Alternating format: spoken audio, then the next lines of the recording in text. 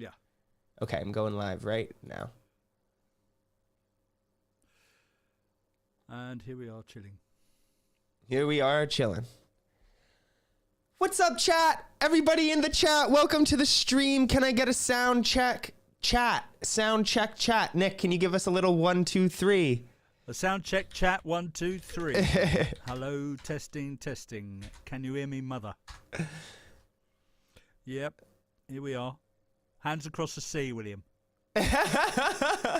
It's going great, man. I've been looking forward to this. Interview days are so funny for me because I'm just like not nervous, but I'm just making sure everything's in check, getting everything together, and then when the interview starts, I can actually chill a little bit. So I'm excited.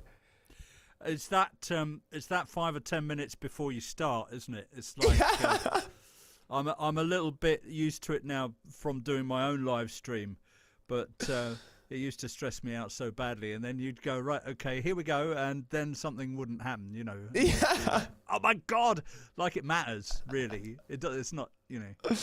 I know, it's so funny. I've gotten used to, like, I'm like, once it's live, it is what it is. I'm just gonna roll with it. Wow, we got Federico from Argentina in the chat here. What a scene Argentina is. It's like my dream to go down to Buenos Aires. You've got to go. I mean, you know, if you're into this type of music, then, you know, there is nowhere better. It is the best, you know. Everybody agrees. Just the crowds, the atmosphere, the music, their attitude towards it, the whole thing, man. It's just, it is a marvelous thing. And I'm very grateful to the Argentinian clubbers because I've had a wonderful time there, really. Wow. Yeah, man. I mean, we have people calling in from Ireland, San Francisco. Twan's here from Music Express. What's up, Twan? Love your channel, bro. Wow, dude. I've never had this many viewers. Nick, you're the draw, bro. Well, what did you expect? Dude, not this. This is awesome. And so many people I haven't seen join the stream before, bro. This is great. Got San Fran. Andy Ammo Schneider, what's good, my guy? So cool. It's so cool how this community, we were talking about this yesterday, Nick. It's like you meet people who love something as much as you do, and we all have like a little bit of a problem with how much we love this stuff. I've just made friends like around the world for life now. Like, it's amazing. Yeah, totally. My Super Tuesday live stream, that's turned into a bit of a social event, you know what I mean? For me as much as everybody else, you know. And I love that side of it, really love it. It was unexpected, you know. I thought I'd just play a few tunes while people are locked down and, you know, just for a laugh. But it turned into something really cool, you know, friendly and, you know. Definitely. They're not, you know, there's no bad vibe there at all. I mean, you know, I don't want to speak too soon. But, you know, if they want bad vibe, then people go somewhere else. You know, that's fine, whatever you want. But we have such a good time. It's great. Yeah. Well, you know what thing I've noticed too is like, so I'm just like a clubber, like a fan, and a lot of the time that's like the DJ's workspace. That's their office almost in the club. Like, they're focused. They have a big task at hand, a lot of concentration, and sometimes like it can't be that intimate, but on the live stream, it's like you're just like there with your fans and you can be like right there with them in such an intimate, like, it's like a perfect place to really get to know, for a DJ to get to know his fans and the fans to get to know their favorite DJs. It's awesome. Well, there's a real, I think there's, that goes to the heart of it, because for me, there's a real big difference between this way of doing things, playing music, and going to, say, a concert or performance, because what we do is we have a party, you know, and you'll always hear John talking about, you know, it's a party, you know, who's coming to the party, you know, and that is really crucial, I think, because, you know, rather than somebody standing up there going, yay, I'm the man, you know, it's like we're all part of it. I love that aspect of it, absolutely love it, you know. Yeah, it's awesome. And everybody here watching, I'm going to put this in the chat right now. Get your questions ready, because everybody that is watching is a participant just like me. Yeah. And I'm so excited. Whoops, I forgot to write the second half of my sentence. Get your questions ready, because we're going to be taking some fan questions, and like everyone's been messaging me awesome questions, and it's going to be cool to be able to answer some of those. But let's start this off, man. Everybody, welcome to the Super Progressive Livestream. This day, I'm going to be honest, like, thank God Nick and I had the chance to talk yesterday, because I'm starstruck. Like, I am like, oh my gosh. Oh my God. Like, dude, come on. I hear the way people that follow the page talk about your music, and I'm like, we have the man with the magic fingers with us today. Like, this is so cool. I am so excited, and thank you so much for joining, man. Like, we'll just start off, like, what's up in your life right now? Like, how are you spending your time? Where are you calling from? First of all, you're very kind, and it's a pleasure to be here, mate. Your awesome passion is thank evident. You. So I'm sitting in my studio, which is about a 15-minute bike ride from where I live. We're out in the country here. The countryside. There's a load of farm buildings here, and quite a lot of them are owned by one of the local guys. And I just went up to him one day and asked him if he had any space. And he showed me this horrible, dilapidated loft. And I said, actually, that's a really good space. And he went, oh, okay. And so they just tanked it all out and did it and painted it for me. And it's a really nice big room. And that's where I hang out and do most of the music and, well, all of the music, and do the live streams from here. And it's also acts as a place for me to keep 30 years of music junk. I can see it in the back. Which I must sell. I've been putting it in boxes, and I don't know, all the stuff that you carry around with it when you start to get older, and you think, why the hell have I got all this stuff? You know, it's like, what am I going? I just feel like making a big bonfire and burning half of it, but you never quite manage to do it. But it's just a nice big space, and it sounds okay in here as well. So that's where I am, in the depths of Hertfordshire, which is about 30 miles outside of London. Well, one thing I want to say is, like, you say about, I see a lot of DJs, like, from this analog world where everything's physical, everything's a vinyl. It's like, you only have so much space to keep all of this stuff. And my one request is, before you box it up and sell it, like I've been seeing all my other favorite DJs doing, what I want to do, interested to hear your thoughts on this. I want to get like a cultural heritage site, or like a legacy site, something like where Twilo used to be, and turn that in, or like, I think they should do this with the Hacienda instead of having it be freaking flats in Manchester. Like, let's get like a location where we can set up a museum for fans all around the world to come, and where all this analog physical stuff can live well beyond any of us, you know?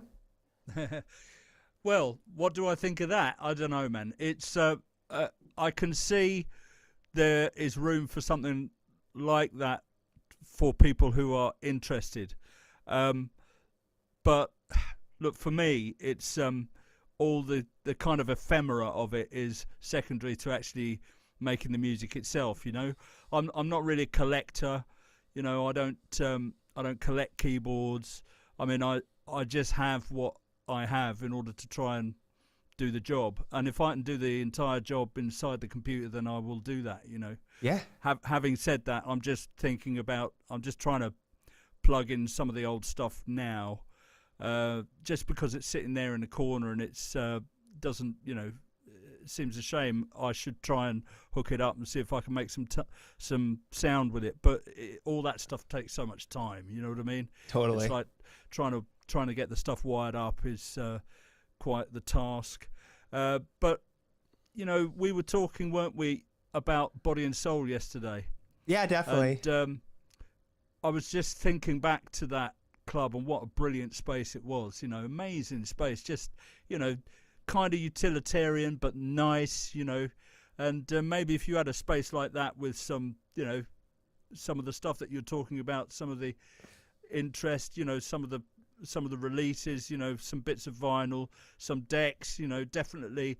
I think it's a good idea to remind people what people like John and Sasha were doing in the 90s when they were mixing on decks, and mixing vinyl and playing for, many hours. I mean, Danny would play for 18, 24 hours sometimes, Yeah, on it's vinyl, crazy. Junior Vasquez, he used to start on Friday night and finish on Monday morning, Yeah, it's and crazy. not leave the booth. There was a toilet in there and everything, It was like, that's what they did, man. And serious undertaking. And the reason I think it's a good idea to show people, a pair of Technics turntables and maybe get them to have a go is like, this is what these guys were doing, it was tricky, and to mix the way that John mixes with these long blending mixes, it's not, it's tricky thing to do. You have to be so precise and so on the case. That level of concentration and skill is like, I'm not sure if somebody who's like 18, 19, 20 kind of realizes what they were doing, back then. So I think agree. that would be a great thing to point out to people, really. I agree completely. And it's like, kids my age, not only do we not understand like how technically intense, like doing mixes on vinyl, we're on a pair of Technics in a club where everything's banging. Oh. And, but then the other thing that kind of like, I nerd out on is, as a clubber, you're listening to music. You have no idea if you'll ever even hear again. Like, you don't know what they're playing. You don't have a Shazam app on your phone. Like, that music, you're just trying to like burn it into your brain. So if you come across it again, you'll know what it is. I used to look, I can remember John and Sasha played at Ministry, and I was there, a bit worse for wear kind of thing, watching John play. And it was like, it was absolutely ridiculously loud. It was amazing sounding grooves and sound system. And then you sort of look down to the record, and then you go down to the stylus, and you think all of that is coming through that little diamond tip there. And it's going back up that arm and making this infernal racket. It's like, that is just incredible. Yeah, it's really amazing. I could talk about just like this all day. Okay, what I'm so excited about is everyone's like, okay, dude, I know your name's Super Progressive, so you may not get to this, but I want to know about Nick's early career before electronic music. And I go and do my research, and I'm like, holy shit, dude, like, you are like true musician traveling around Europe with bands and everything. I have like a note here. You worked in France with rock and roll singer Johnny Halliday and crooner Herbert Leonard. Can we start this off with, like, musically speaking, how did you start? What were you doing as a musician, and what were some of your like early jobs? Yep, sure. Well, I'll tell you what happened. I was trained as a piano player when I was a little kid, right? So I did that whole thing. My mum was a singer, and her mother, she played, and she could do, she could play by ear, do that thing. And right from a tiny child, I was drawn to it. I just used to hang around the piano. You know that feeling when you're there and you're looking at equipment or decks or whatever, and you just want to be there, want to be around it. And I was like that with the piano when I was like, 4 or 5 years old. And my mum saw that I was interested, so she got me lessons. So I did that whole thing, right? 5 till, I had lessons up until I was 21 years of age, which is when I left college. I did music at university and then left, and I thought, oh, what the fuck am I going to do now? So anyway, I moved up to London with a pal of mine, and I did try and get into the BBC at first. I needed to get some kind of, employment. And I nearly got in there, but I didn't really know. If I'd had some kind of preparation about what I was supposed to know about, then I think I would have got into the BBC, because I was the type of guy that they were looking for, I think, kind of creative, but, anyway. But I didn't get into the Beeb, and I thought, right, well, I'm just going to see if I can pick up work as a player. So what we all used to do was answer adverts in the Melody Maker, which is a paper in the UK around about that time, 70s, 80s. It was at its peak. And I answered an advert they were looking for a piano player, and I went down there, and it was a band. There was a punk band called Stiff Little Fingers, and they were pretty big. And the guy was the singer, started another band, and he wanted to do a thing like Elvis Costello, that type of thing.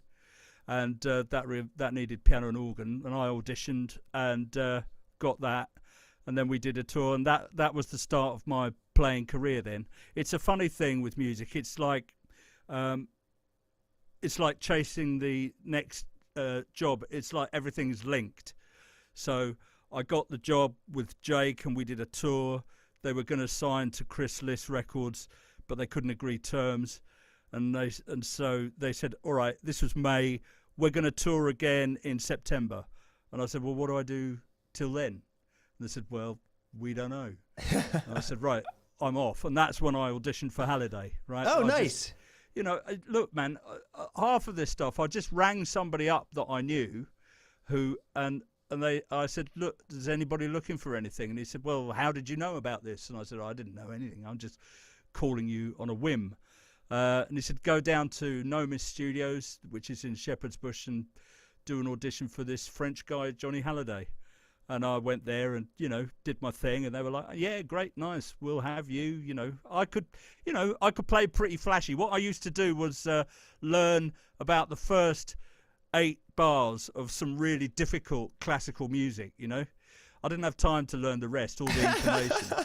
But as long as you had, the first 8 bars of the Revolutionary Study by Chopin or something, and you sit and play there, and they go, oh, yeah, great, you're amazing. So, play a bit of rock and roll now. So, okay, no, right, you're in, It was kind of like that. That's awesome. But that was a trip. I was 24, and we were playing in front of, we played 6 nights a week in a place the size of Wembley Arena, which holds 8,000. And did that for 3 months, like biggest light show in the world. I was like, and it's been downhill ever since. Oh, dude, that is so cool though. So during this time, you're a musician. Are you like a fan of any bands just like growing up? Are there any musicians that are influencing you? You got to remember that I was at university studying music, and so we were kind of bit nerdy, muso-y type things, and I used to listen to people like Weather Report. I was a big fan of Jaco Pastorius, who I eventually met in Paris just by sheer chance. And I used to look, when you're with that kind of background, you tend to listen to lots and lots of different types of music. But I was very impressed with people who could play. You know what I mean? People who are real players.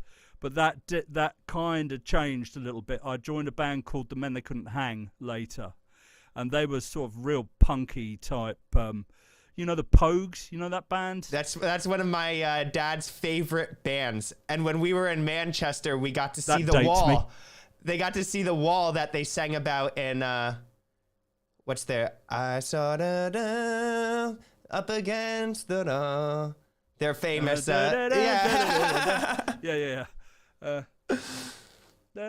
Right. Anyway, well, we knew all those guys. And, that's so cool, man. And the band that I was in was called The Men They Couldn't Hang, and again, I got into that band because I was in another band before that, and we were supporting them, and I just said, "Hey, I'll come and play in your band if you like," and they said, "Oh, all right then."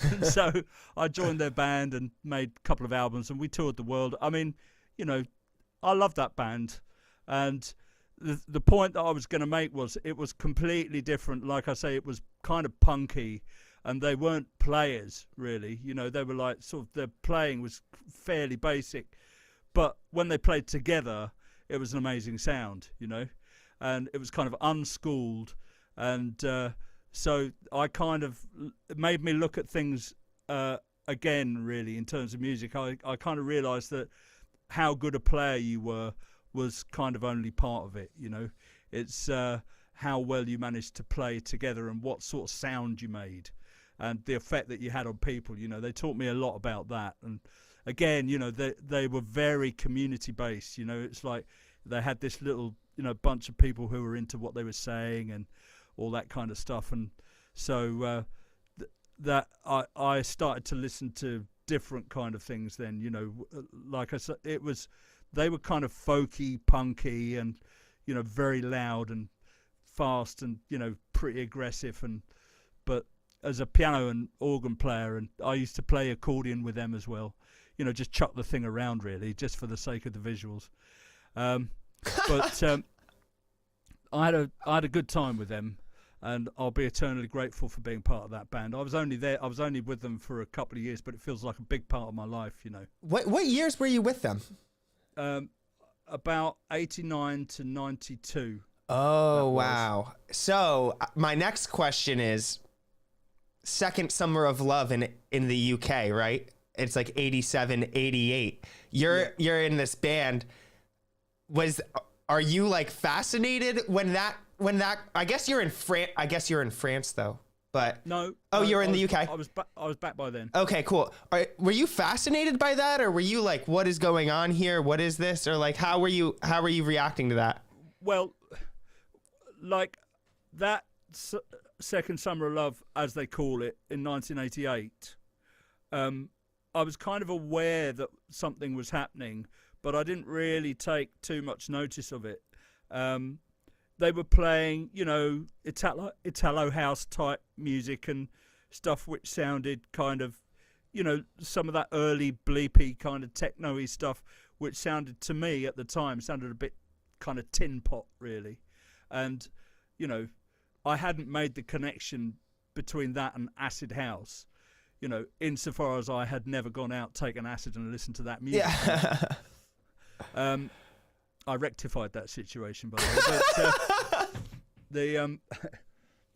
But the thing was, when that was kicking off, we were touring quite heavily with the band, and, you know, a lot of the time we were kind of out of the country, and we used to play Germany quite a bit, and, you know, we went all over.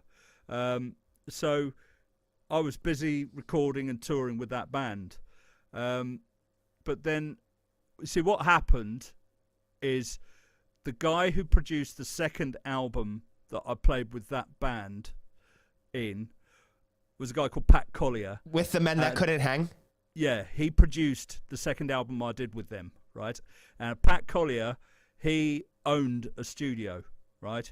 He was like an indie kind of guitar producer. Did people like Wonder Stuff and, you know, worked with Primal Scream, those kind of bands. Very cool, yeah. And he'd had big success with Wonder Stuff, and he'd built a studio, and he could see that I was keen to do something. I think he gave me a lift home once, and he said, Nick, so what do you want to do? I said, well, I want to make some records of my own. And he said, why don't you come down to the studio, and I've just bought a load of these samplers and Atari computers, and why don't you come and, you know, see if you can get your head around it? And I was like, yes, I'll do that. And so that was my introduction to making music with that, in that kind of way, because I'd been a piano player and organ player, okay, and working with tape, you know, that's kind of an engineer's job really, and I sort of dabbled with it a little bit, but it you know, the technical aspect of it put me off a little bit.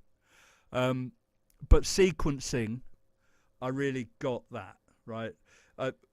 What happened, I was making a demo with somebody, and the engineer said, Nick, you're a keyboard player. Why don't you get yourself an Atari computer and a Roland D110?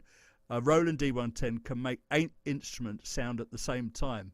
I'm like, you're kidding me. Said, yeah, no, really. So I went and bought an Atari computer and a Roland D110, and everybody had a crack Cubase at that time. We're talking 1989, right?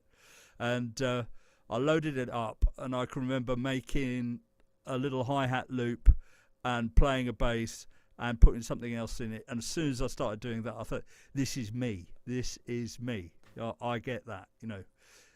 It's the sequencing side of it, see? I love the sequencing thing. Even before that, I had like an 8-track sequencer, which is something that you had to trigger with one track. I won't get too technical, but even before the computer got involved, I had like a analog sequencer, and I just love the effect of those kind of time-locked, you know, 16s and, you know, the kind of I Feel Love type thing, yeah? Right. That sound, you know, the fact that it is so nailed down and sequenced. I used to listen to Tangerine Dream and, you know, bit of Kraftwerk, that kind of stuff. I really like that analogy sequenced tight time-locked sound.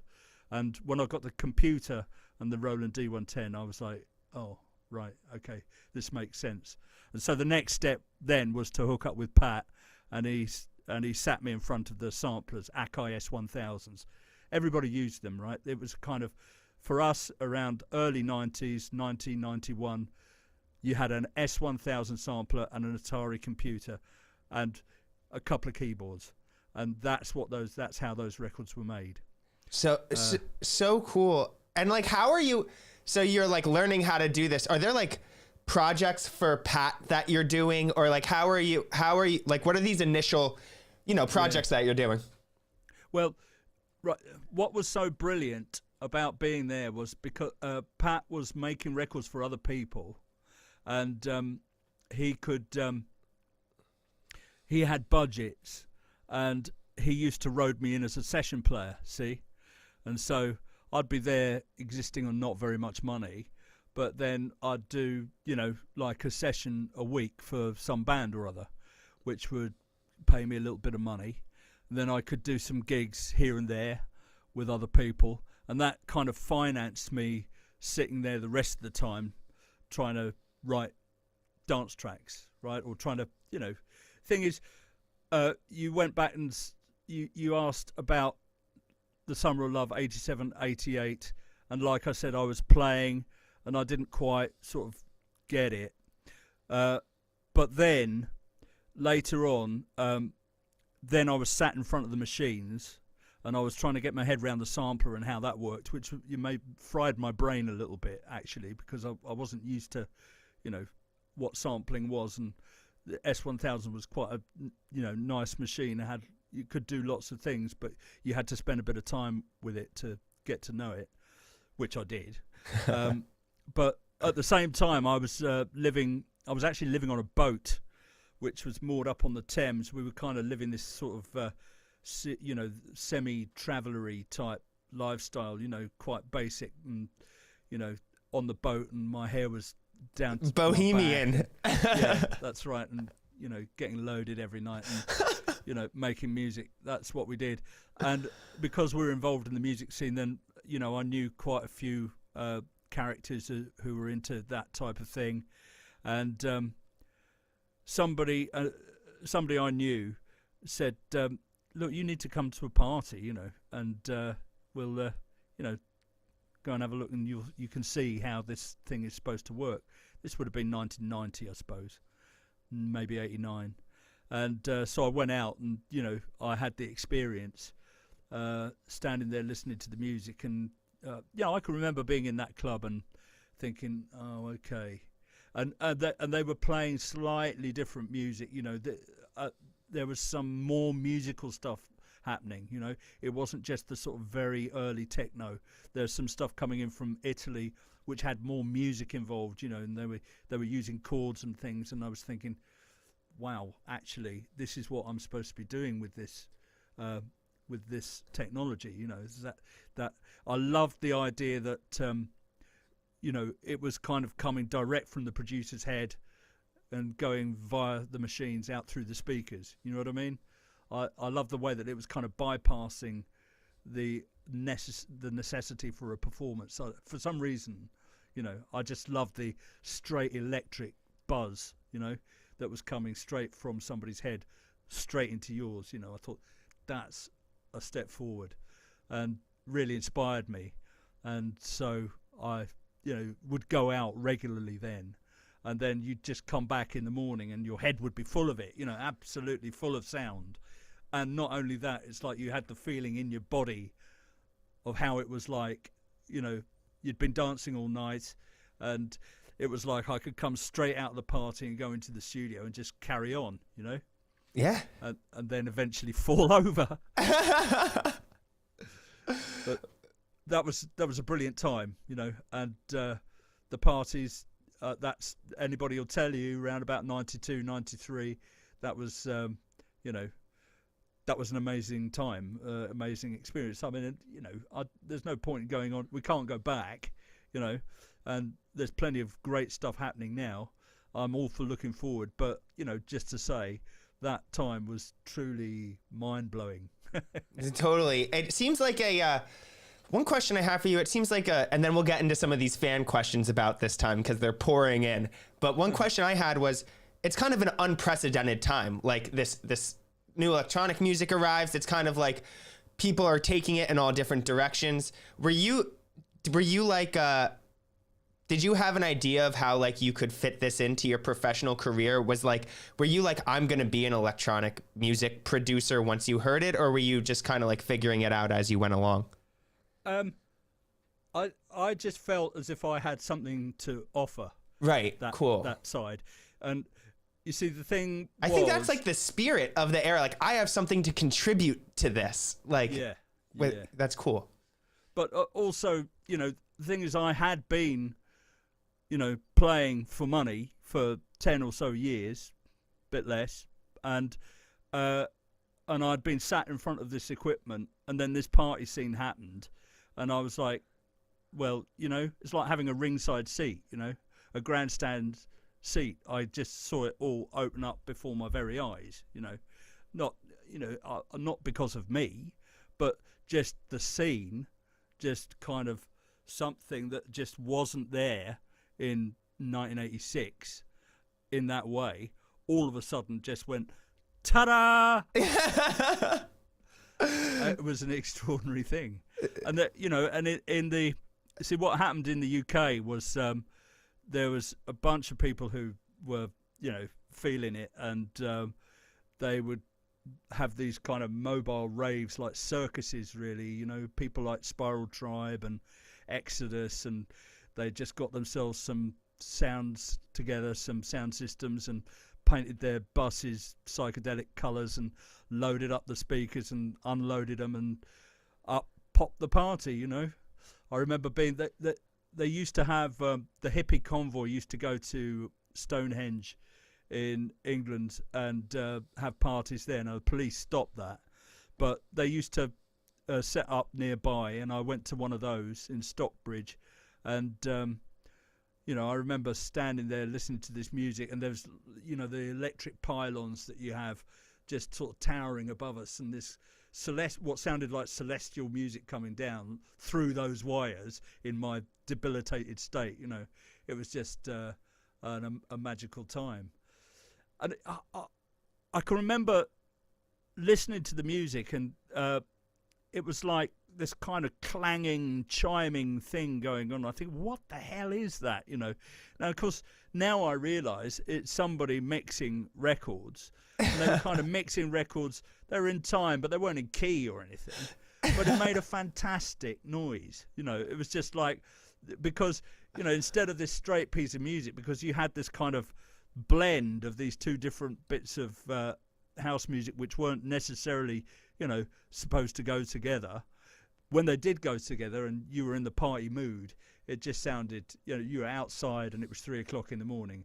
It really did sound otherworldly, and it was just, how can you resist if you're a musician and you're trying to do that kind of stuff? It was just like, wow, Yeah, that's amazing. I think this brings us perfectly to our first fan question. And there's actually two. It was a really funny exchange that just happened. So up here, Liam Smith asked, Nick, how did you meet John Digweed, and when did you start making music together? But then Zach Henna comes in and says, the question should be, how did John meet you? Which I think is the case. But how'd that go down? Well, actually, we had a mutual friend. I was playing in a band with my mate Simeon Jones, who's a saxophone player, and we got on really well. And one of the gigs that Simeon did was in Austria in the winter season. They have entertainment, right? And I mean, you know, they still do that now. They've got that snow bombing fest and all that. Oh, yeah. But, you know, this was kind of before that, really. But Simeon would play in the band in this Austrian ski resort, and John was a DJ. And Simeon got to know John there. He was, you know, they'd have a few drinks and a few laughs. I mean, John has got, you know, he's a funny guy, quiet, but he's got a sense of humour. You know, he's quick, man. And Simeon also has a great sense of humour, and you know, they're both, you know, I'm very friendly with them both because of those reasons. And he said to John, "Oh, this guy who's playing keyboards in our band, he's kind of trying to do the sort of music that you're playing." He said, "You know, why don't you get in touch?" And I can't remember exactly if he phoned me or I phoned him, or, you know, I don't even think we were on email then. But somewhere along the line, I think Simeon probably hooked us up with a phone number. And John, you know, he came to the studio one day, you know, said, "Well, let's try this." And I'm like, "Yeah, whatever," you know. But he did come, and he bought a bunch of records with him and said, "Well, why don't we try and make a record which has got a bit of this in and a bit of that in?" And here we go. And so, you know, what I didn't know at the time was that John was as determined and as serious-minded about what he does as he is. You know, that's the thing that always struck me about John, is the determination. And you know, so many people you meet in this business, and they kind of have half an idea that they'd like to do something, you know, and you sort of do a session and it doesn't really come to anything. But John pursued it, and we came up with something. I think first thing we did was a remix. But look, back to the that is how John and I met, is basically through a mutual friend. I mean, you know, that's music, isn't it? It's just, you know, the relationships and people who know people, and, you know, that's kind of definitely how a large part of it works, you know. Happenstance, I suppose you call it. You know, there's a question here, and you can go into as much detail or as little detail as you want about this, but in those, it sounded like you were doing like some early remixes, some early work in the studio, and Rob Allen wants to know, you know, in those early days and then progressing forward, what role did you and John play in the production process? Is it clearly defined, or how do you vibe off each other and adapt your sound, because the effect is incredible? Well, look, before I met John, now, okay, so I've got the musical skills, right? I've been trained in it. I can play. I know which note goes with which note, right? Now, John is not a musician in that sense. He's a DJ, you know, and he's kind of been DJing, you know, seriously since he was a teenager, you know, very interested in it. And, you know, he saw something in that, the idea of getting up there, playing records, picking the music. You know, he would always be the one. He told me later, if there was a party, he'd be in charge of the music at the party, at the, you know, when they were kids. He's just kind of very into doing that, selecting. You know, he's a selector and a good one. But what he also had was a very clear idea of what he wanted to do with that music, which I've found to be quite a rare thing. Now, you know, as a musician, I had a lot of choices. I could make a piece of music that goes like this, or make a piece of music that goes like that, or, you know, do something which is nothing to do with dance music. You know, I had that facility. But what John had and brought to the party was the vision for it. And he always had that. And so how it would work was John would, he was up at the record store every week buying stuff for his sets and, getting sent stuff and consuming it, literally just eating it. And he would come up and he'd be saying, I love this record here. Then he'd play it to me and I'd go, oh, okay, I get that. And then, so I'd start off and I'd start, putting a kick drum down and then playing something over the top. And he'd go, no, not like that. Make it a bit slower, take some of those notes out, What he does know is when it doesn't sound right, okay? And so what tended to happen was I would chuck a load of stuff at the wall or listen to some parts that he'd say, listen to this sound on this record. Do you think we could do something like that?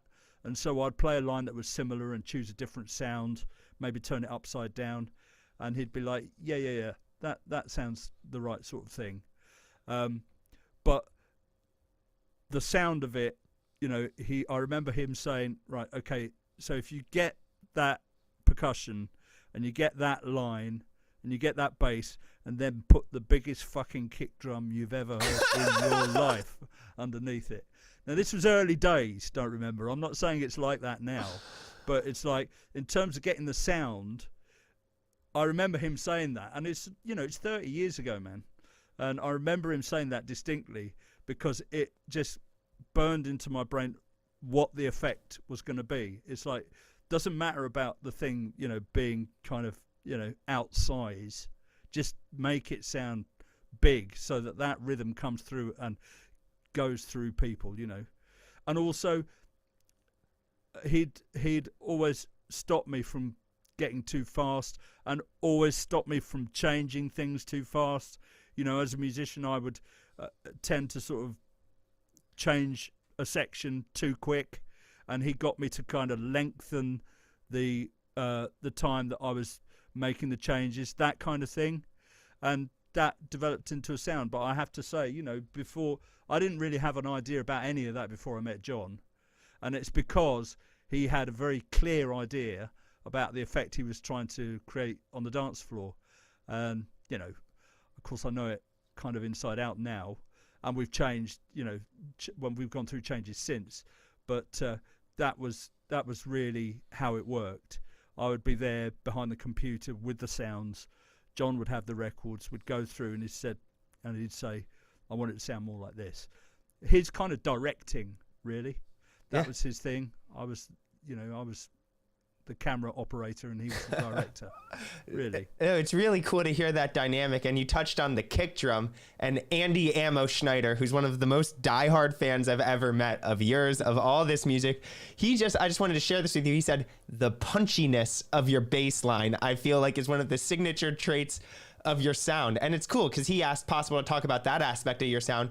And it sounded like it's you literally experimenting, just trying to get it as big and as punchy as possible. Definitely. Look, it's how I used to think about it was, if I was out dancing and the party was good, the music was good, and the situations were right, it felt, and you were listening to somebody do a mix for 3 or 4 hours. And what used to happen when I'd go to a party is we'd all get there and we'd have our drink and stuff, and then the party would get going and you'd start rolling, and then I would kind of lose people then and just go into my sort of space and listen, my listening space, and listen to what the music was doing. And how it felt to me was like the kick drum was almost like the ground you're standing on, right? So it's like after you've been there listening to that for a couple of hours, it's not like you're listening to a kick drum. It's kind of, that's just there marking out the territory, and all the stuff that's happening on top of that is the landscape. Yeah, that's how it felt to me. It's like the kick drum, the importance of it would recede as you listen to the mix. It's there, and but it's a physical thing, which is kind of giving you the ground to stand off in order to do your trip, and the music was, that's what was painting the picture for you. And you'd come back at 6 o'clock in the morning and you'd be like, where have I just been? It felt like you'd gone somewhere. And that was another part of John's thing was like he was, trying to take people on a bit of a journey, and a journey has, several attributes. One is which that you start off and you go somewhere, and then you arrive, and John used to like to take you to places which you wouldn't necessarily think of going to. That's part of his method of DJing. It's just to start somewhere, unsuspecting, fairly normal, quite kind of, nothing particularly, just a rhythm. So many times he would just start you off with a rhythm for half an hour, 3/4 of an hour, and then we'd start to move. When he felt it was the right time to start to go somewhere, then he would weave these records in, which would, when he could see that people were starting to, get into the idea of the party, then he would take them off. It's a beautiful thing to do for somebody, really. And that's how I felt about the sound.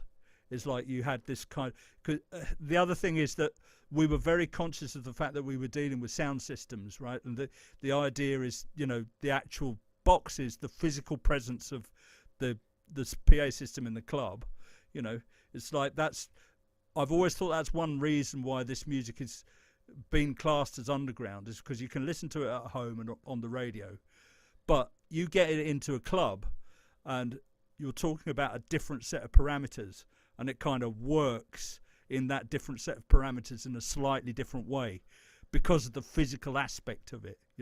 You've got that sound system which is actually physically going through your body, and that can take you, that can help you to enjoy your evening, your evening of trippy music. Totally.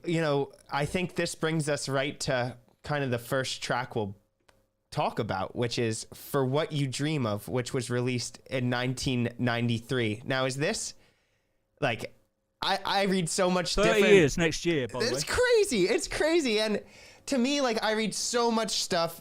I only heard it for the first time a year ago, 28 years after its release, and it still has that magic to it. Like, is that an example of a track where you're like making something for a club atmosphere? Like, or how did that come to be? Did the fact that was it made with the intention of it being like since it was included on the Renaissance mix collection? I'm not sure. Was that made for the club? Like, how did that track come to be? Yeah, no, definitely it was made for the club. And John and Sasha, thing is, you remember I was telling you that it seemed to me anyway, that a bit more music was being incorporated into that type of sequenced house music. You could hear some people were kind of working a bit more with the musical aspect of it as the technology grew as well, the capabilities of it, and people were starting to get a little bit more musical with it rather than just kind of straight 303 and 808 type drums. There was a little bit more music involved, and right at that point, about 92, 93, that's when that idea really sort of took hold. And I think John and Sasha were at the kind of the vanguard of that, really. You know what I mean? That sound. They would go in and they would search out these records, listen to a lot of music, go and buy a lot of music, get stuff which was imported, and kind of put it together in these mixes and play it to bunches of people who were absolutely up and ready for, that type of music. And John wanted to have something of his own that he could throw into that mix, right? And that's what For What You Dream Of was all about. It was we had kind of nobody telling us what to do. It was like you had a completely free hand. It suited me because he wanted a kind of a long track which had a lot of musical changes in it, and developing almost a bit symphonic. You know what I mean? You had a quiet bit and then the beat itself, and then it would just do all this musical stuff, and it was like having having carte blanche to do exactly what you wanted. uh, you know, great position to be in. You know, fab. Totally. And one question I have before, I think it would be cool to listen to the track together and you can kind of provide some commentary to it. But right before that, is it cool that 2 years, you know, or 3 years after its release, 1 year after its release, it's included on Renaissance The Mix collection, obviously. But then 2 years, in 1996, it's included as the train spot in the Train Spotting soundtrack, and it's that famous scene. Is it cool that they chose that your track to kind of represent this era of music? Like in the club, they could choose one song, and they chose that. Like that's so freaking cool to me. Yeah. Well, you're asking me, is it cool? Yes. It's cool. No, it's just it's cool because like I don't know, it's just awesome that like that film and that scene like encapsulates so much for me so many years later to understand what did this look like in the club, what was the energy like, and to be able to look back through a film like that because there's not a lot of footage out there, and then it's your track. It's just so awesome to me. Should I go ahead. Go ahead. No, I was just saying, should I put it on? Yeah, man. All right, guys. Yo, chat, type 1 if you're ready to hear For What You Dream Of, and I'll load it up. Are you guys ready for this? Let me get connected here. 1's in the chat if you're ready for some music. 1. 1. I love getting the chat involved, honestly. They make these interviews so much fun. It's like doing it with the whole audience. The same as the live stream, man. Yeah. Just people chipping in. I love it. Yeah, and now I love when like the sea of ones start coming in. It gets me so excited. All right, guys, I'm gonna need you to give me a little sound check, but we ran this before and I think it was working, so here we go. Bedrock, For What You Dream Of, full-on Renaissance mix, listening party with Nick Muir. So stoked for this. This is the content I dream of making, so this is amazing. It's for what you dream of. Yeah, it's for what I dream of. Okay, now I have to do this thing where I wear two different Very stylish. headphones. Look at that. Serious. Do you have sound? No.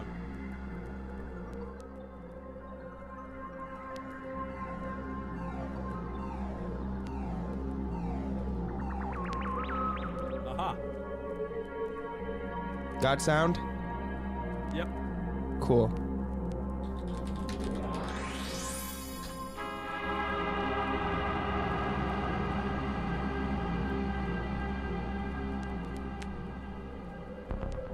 It's cool. This train sound to me like calls back to I'm not sure if this was intentional at all or not, but it calls back to like what Frankie Knuckles or Larry Levan would do in the club, have the train rip through the sound system. Yeah, man. Everybody was on acid screaming.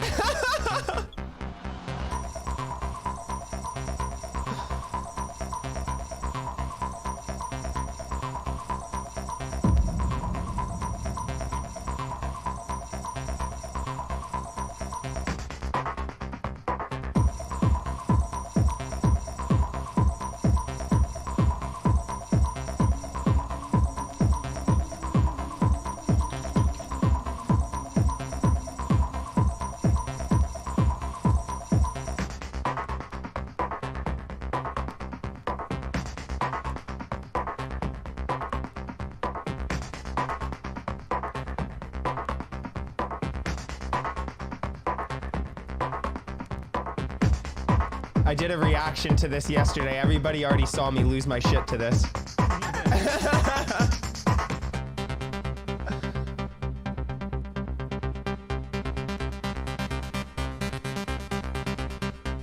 Were you so stoked in the studio making this, man? It's quite hard work. I got this synthesizer out, William.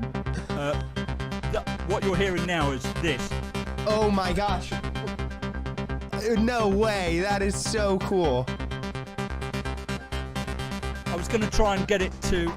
I can't get a peep out of it for some reason. I've been working on it all day. But I'm sure that patch is still in there. Oh, no way, man. That is so cool.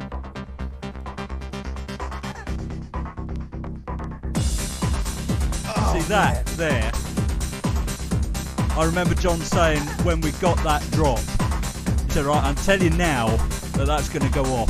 Oh my gosh. I mean, he just knows. He's like, and that's probably why he's like, let's get this that moment as strong as we can, because you got to just send him.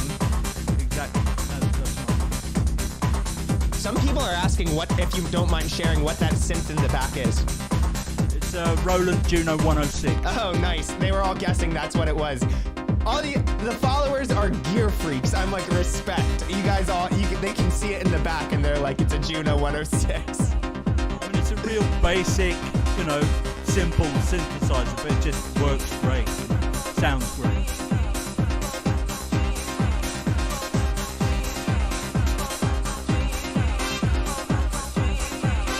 Are those like horns? Like, that's such a unique sound. Well, I remember John saying, yeah, let's put some trumpets in. I like trumpets? And I kind of make sense of that, but... And then, did you bring in the vocalist into the studio? Because it's such an iconic part. John knew her. Cool. Carol Leeming, her name is. On the record, she's credited as Kyo. Her name is Carol Leeming. That's awesome. Somebody he met in the club. Oh, wow, no way. She did a She was a singer. Great job. But, that's where he met her.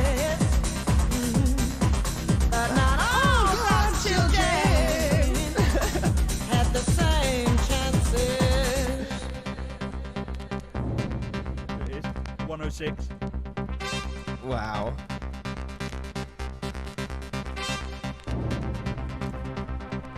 I really tripped out because you can hear the filter opening and closing on the 106 on that line. It's just kind of going down and it'll come up there. And I realised that I could record that filter information on the computer. And I was like, wow, that is so cool, Yeah, that's awesome. Still getting to know it really at that stage. But that was a big step forward for me, was being able to record, the parameter changes on the computer. It's all 106. That just sounds so cool to me. Like, you're like, this world is not documented. Like, you're learning this technology as you're producing. Right. There's no YouTube tutorial. Like, it's all And it's quite a big production. There's quite a lot going on. And that was the step really, was to make a production which was that much bigger, just pile it in there.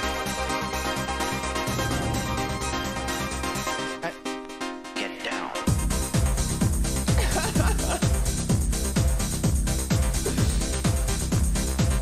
I love that. Get down. Everybody loses their shit. Like, let's go. That's a sample that John bought in from somewhere.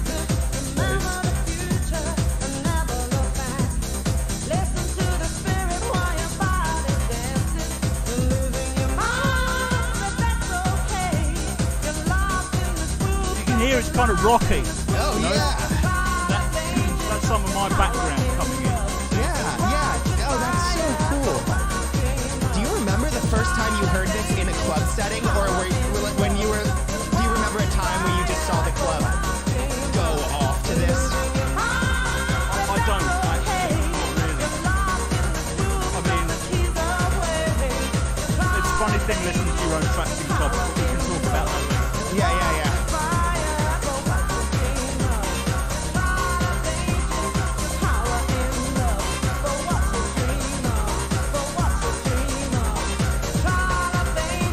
We did have the advantage, because I was working in a studio, we could take it into the proper studio and mix it on the big mixing desk, see? Which in those days, if you wanted to make it sound professional, you had to do that, Definitely. Now, was the one defining characteristic of this track, and I'm seeing in the chat, is like the extendo long breakdown and build up. Is that like an example of the patience that you're talking about with you and John working together, just elongating these moments and getting the most out of the journey? That's really cool. Yeah, that's right. Squeezing the juice out of it. John's like, why not? It's like, those people are there. They want to hear it. They're not going anywhere. We may as well just get them. Yeah. Exactly, that's what he used to say.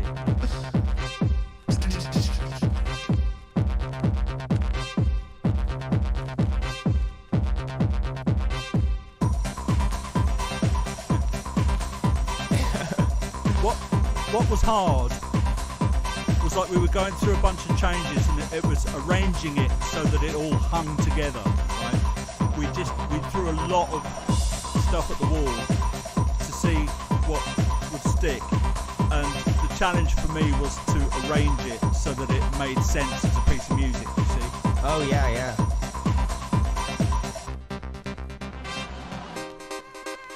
There we go. I've got to say, the music now is much more formulaic than this actually.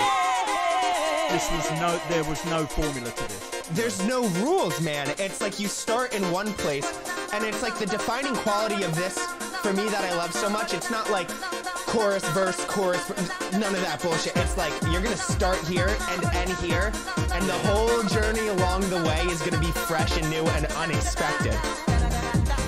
And, up. Yeah. Like, just Well, joyful. Even when the song, this is what I love so much about your work. It's like, even when the track drops, it's still taking you up a level. Like, it's always bringing you up. It's cool. Well, that is kind of one of John's things, isn't it? He manages to do, mixes over a few hours, which intensify and keep building and keep building and keep building. That's one of the things that he's mastered and is the master of, really. I wouldn't play this one at the beginning of the set, though. But it's funny, it comes in as the fourth track after 3 remixes of Strings of Life on Renaissance The Mix Collection, right? And it just explodes. I'm like, dude, let's go. You hear that at the end? There's a Jew's harp there. Do you know what a Jew's harp is? Jew's harp? No idea. Oh, that's it. Yeah. And I said, why don't we put that in? And John was like, no. But Cliff, who was mixing it for us, said, no, put it in. Yeah. So it survived. Yeah, it's awesome. Well, this is really cool. Thank you. I know, I'm sure as an artist, it's maybe everyone feels differently about listening back to their own music in front of an audience, but thank you very much for being cool with it. Look, that track's like an old friend now, really. Yeah, that's awesome. Oh my gosh, that was just something I'll remember for the rest of my life. Thank you. But all right, cool. So I'm gonna take off this second rig I have on. Okay, cool. So For What You Dream Of comes out in 1993 in the mix compilation in 1994. How are you guys you guys are now Bedrock. First of all, one quick question. How did the name come to be?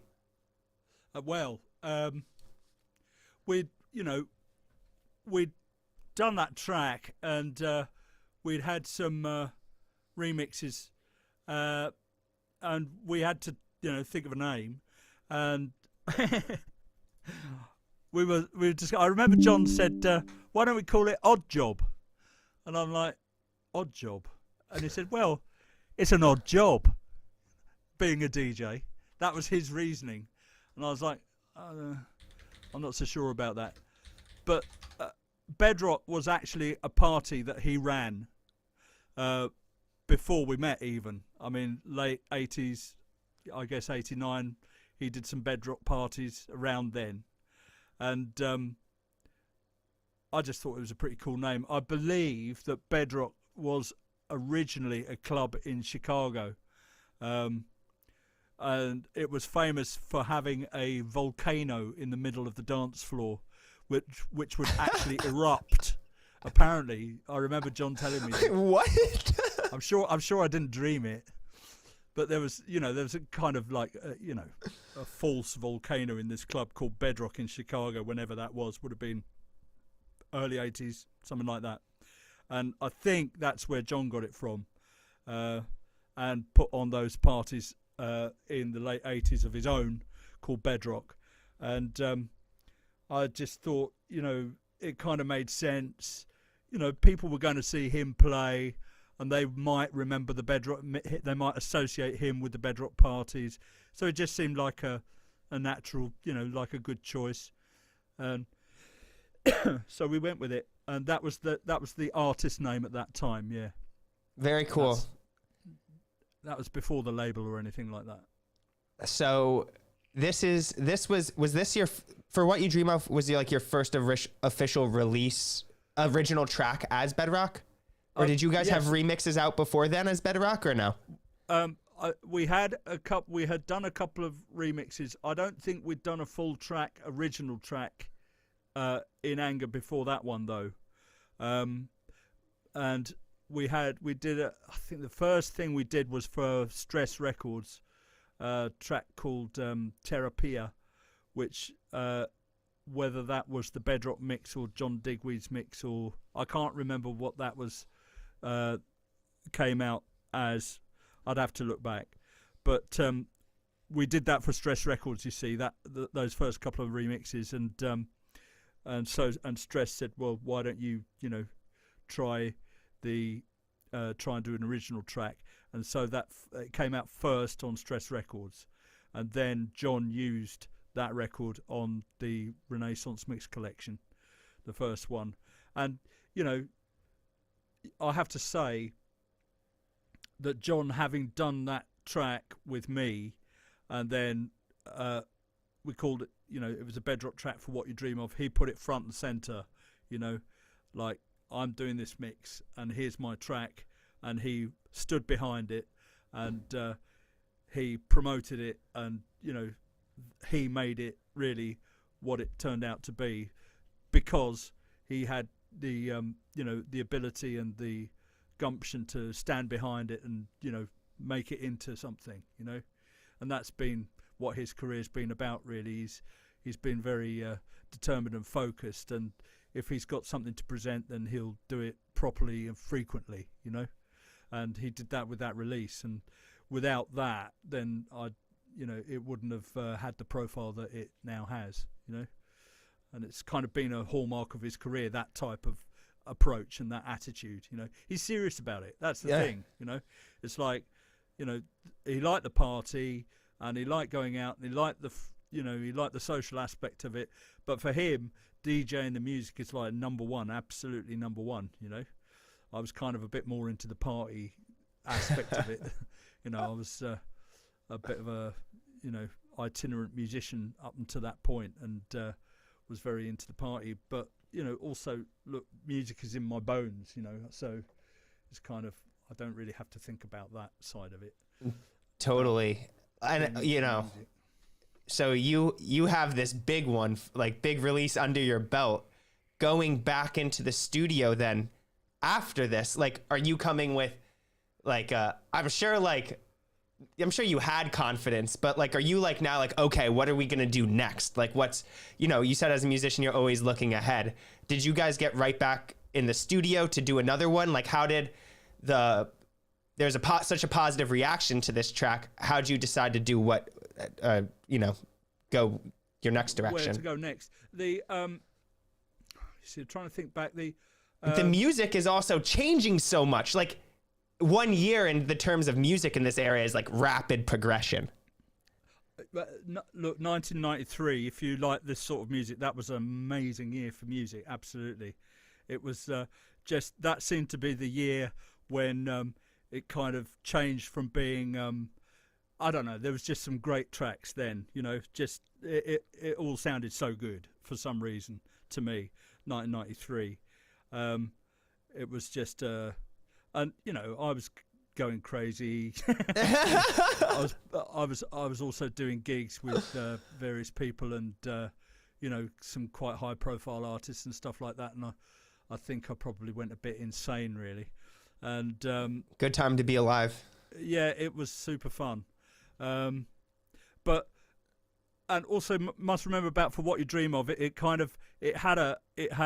a career of its own, that track, really, because it came out as a quite a low level release, for some kids in a club in Renaissance, and for John and Sasha to play, and to put on their album.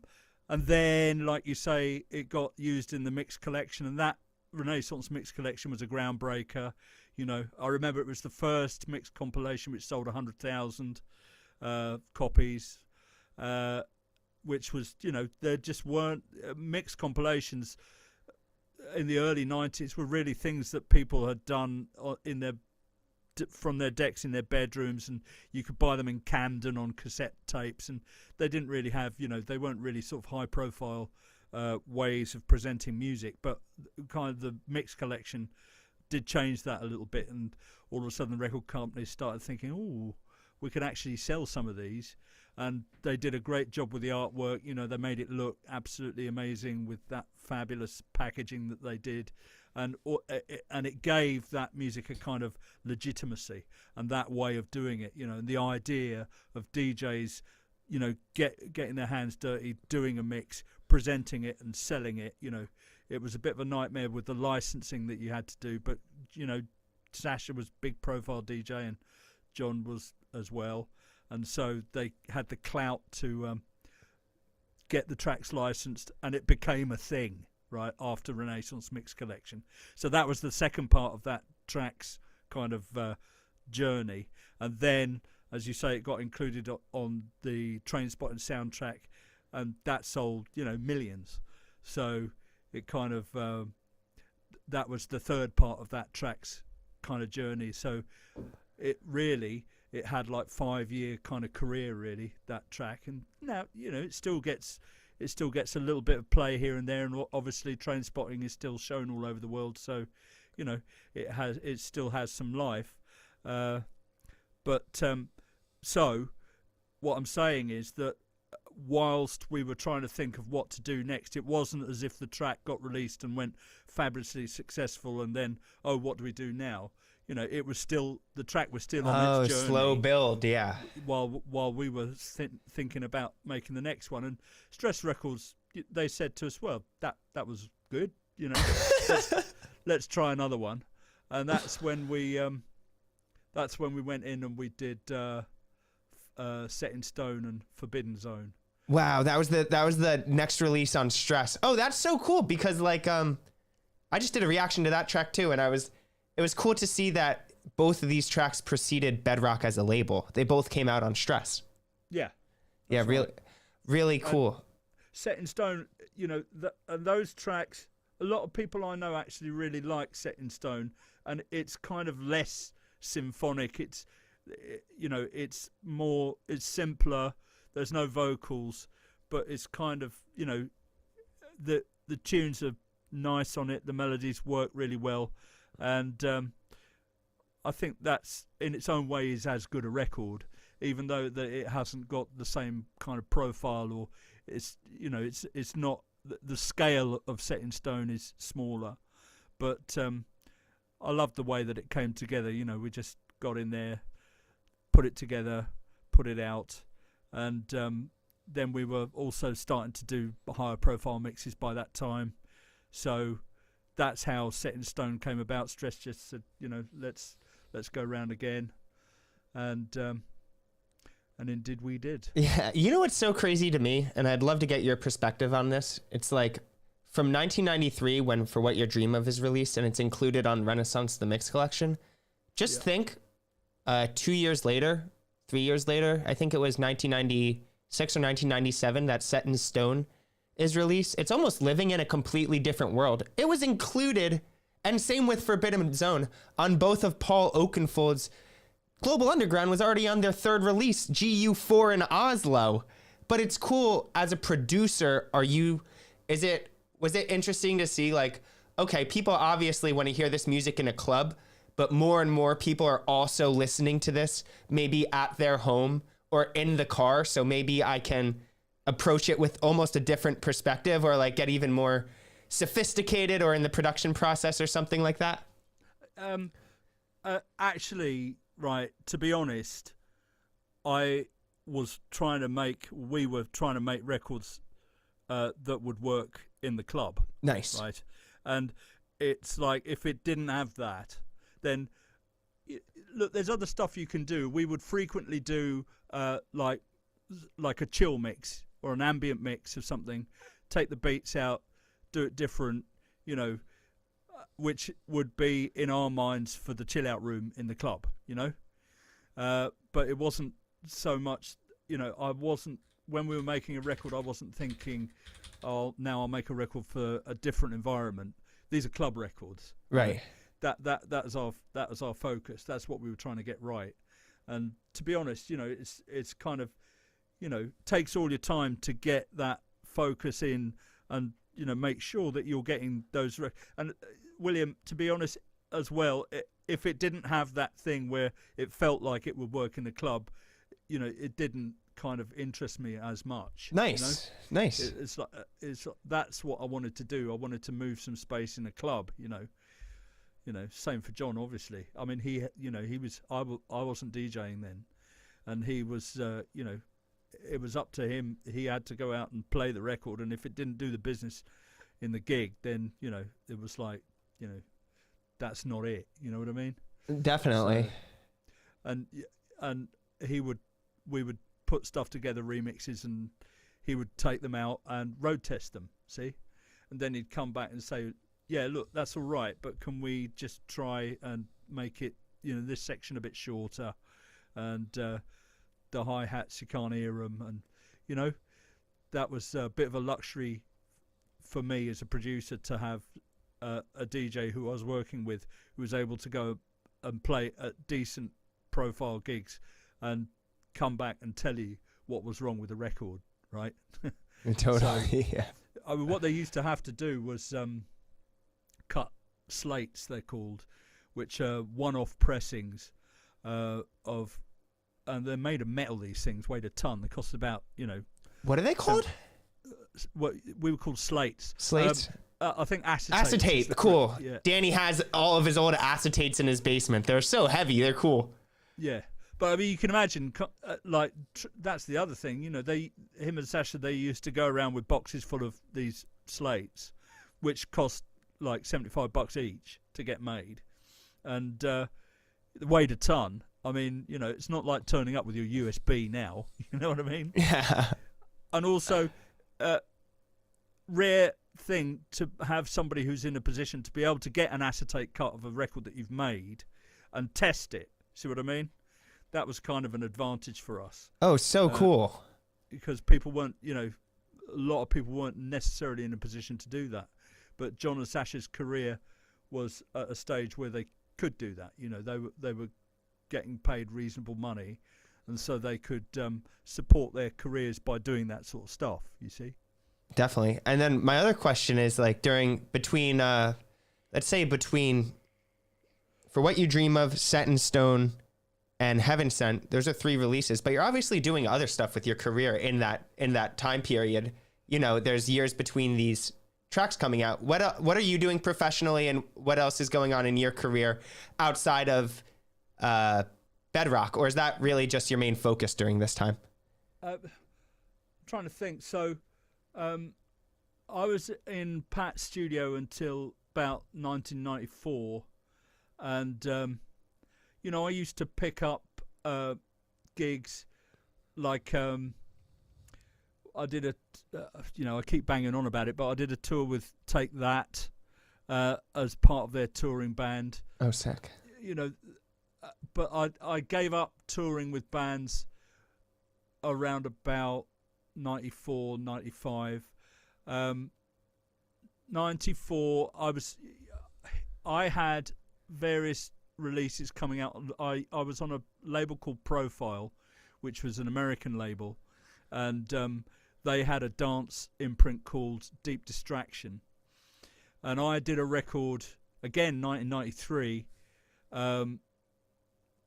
under the name Floor Jam called Stone Age, and that did all right, that record. Oh, I've never even heard. I gotta check this out. That's sick. And that was the first record that I did, dance record that I did on my own, which actually got any kind of traction. And John played it. Nice. And I did a few releases with them. The first release I did for Deep Distraction was under the name Monumental. a track called Mandala. Again, about 92, I think that would have been. Which is a good track. And Simeon, who I was talking to you about, through whom John and I's mutual friend, he played on that, and I got a load of sax loops on it, and I did a progressive house thing, but I got the bass a bit wrong. I remember that, just the sound of it. I had a bit of an argument with the guy who was mixing it for us, and I don't know. It wasn't. I remember listening to. In London, around King's Cross at that time, there's a little group of clubs around King's Cross Station. It was very run down in those days. And have you ever heard of Bagley's? Don't know Bagley's? And there was a place called The Cross. That was down there, the freight depot of King's Cross Station. These were kind of like in arches, but The Cross and Bagley's. I used to love going to Bagley's. And I can remember being in Bagley's listening to London Express by the Express 2, you know them? Yeah, yeah, definitely. Rocky and Diesel and that lot.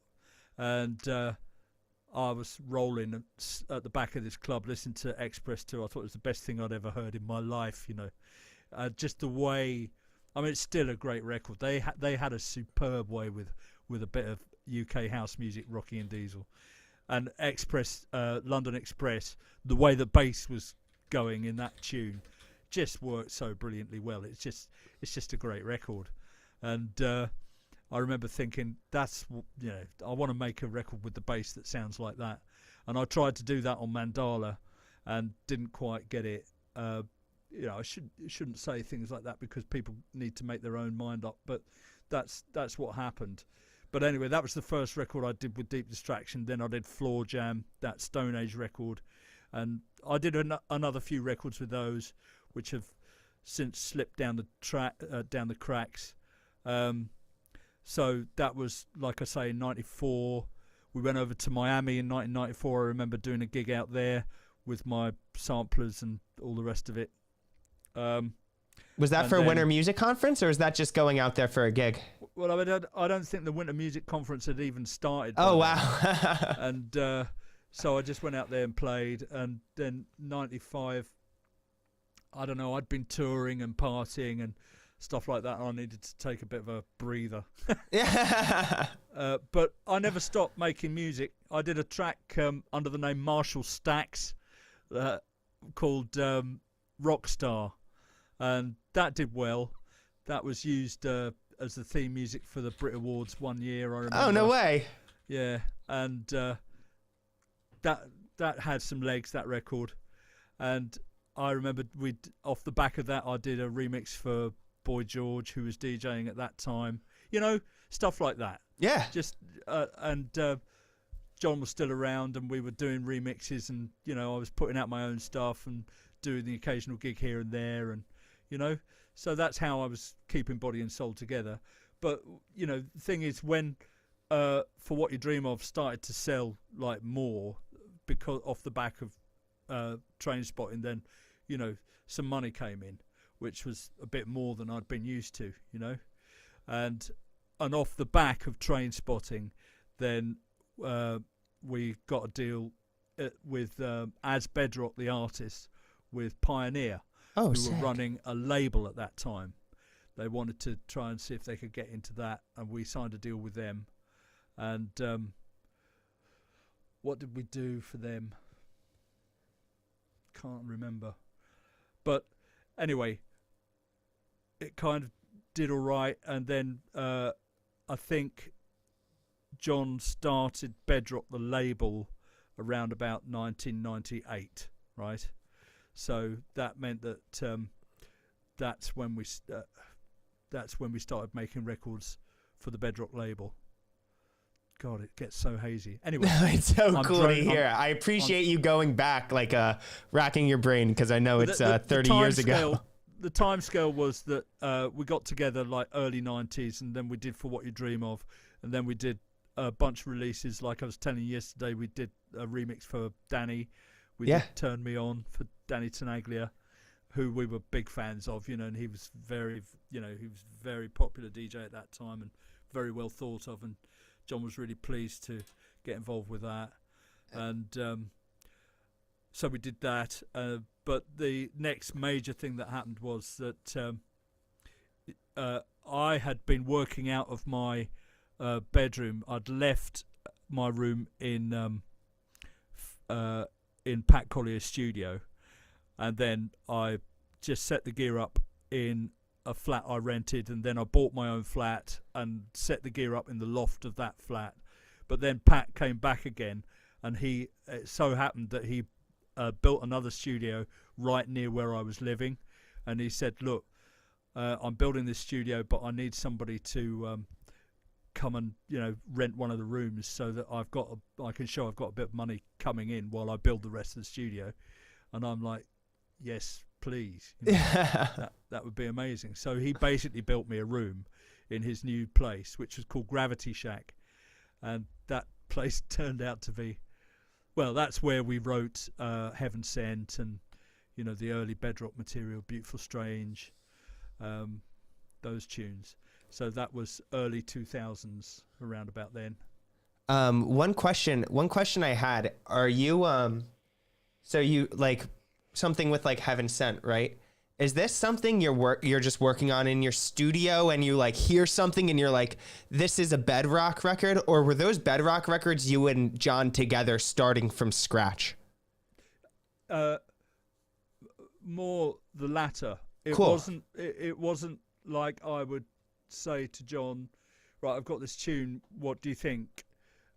He would say, I need a tune, and I want to make a record, and I want it to be, well, with Heaven Sent, right, he was starting the label, okay, and it was going to be the first release on Bedrock the label. 1. Yeah. And he said, I need a track just to kick the label off, so let's see what we can do. So let's go make the greatest track ever, some people would say. Well, the fastest track ever. I can't listen to it, man. It's like 132. I'm like, oh my God. It makes me anxious. Wow.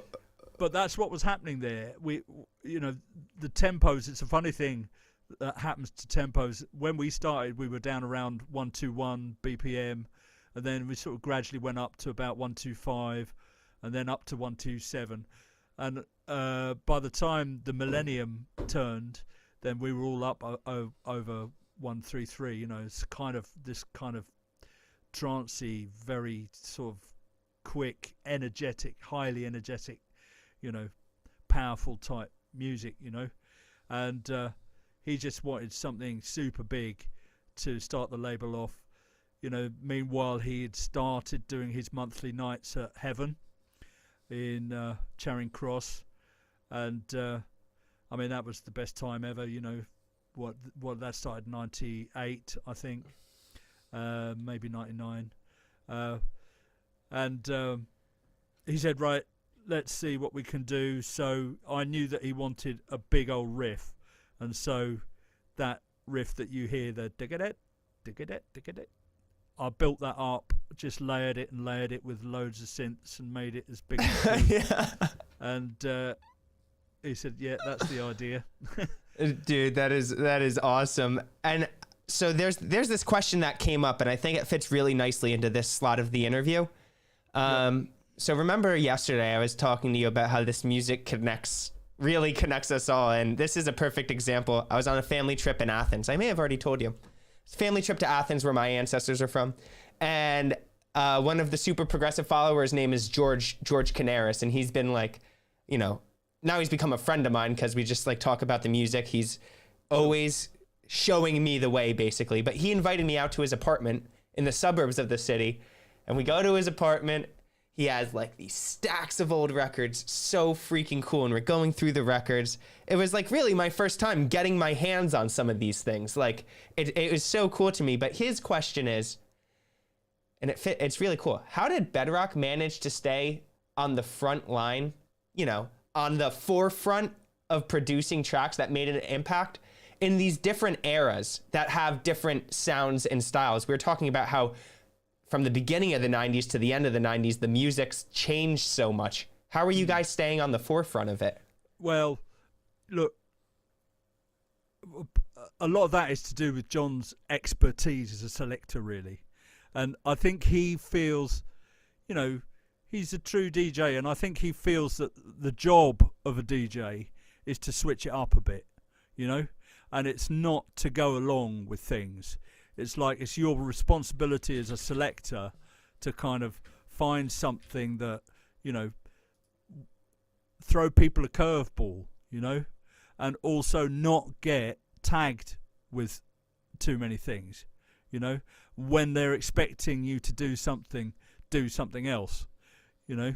That's what he's always done, and I think he feels it's, you know, part of the job.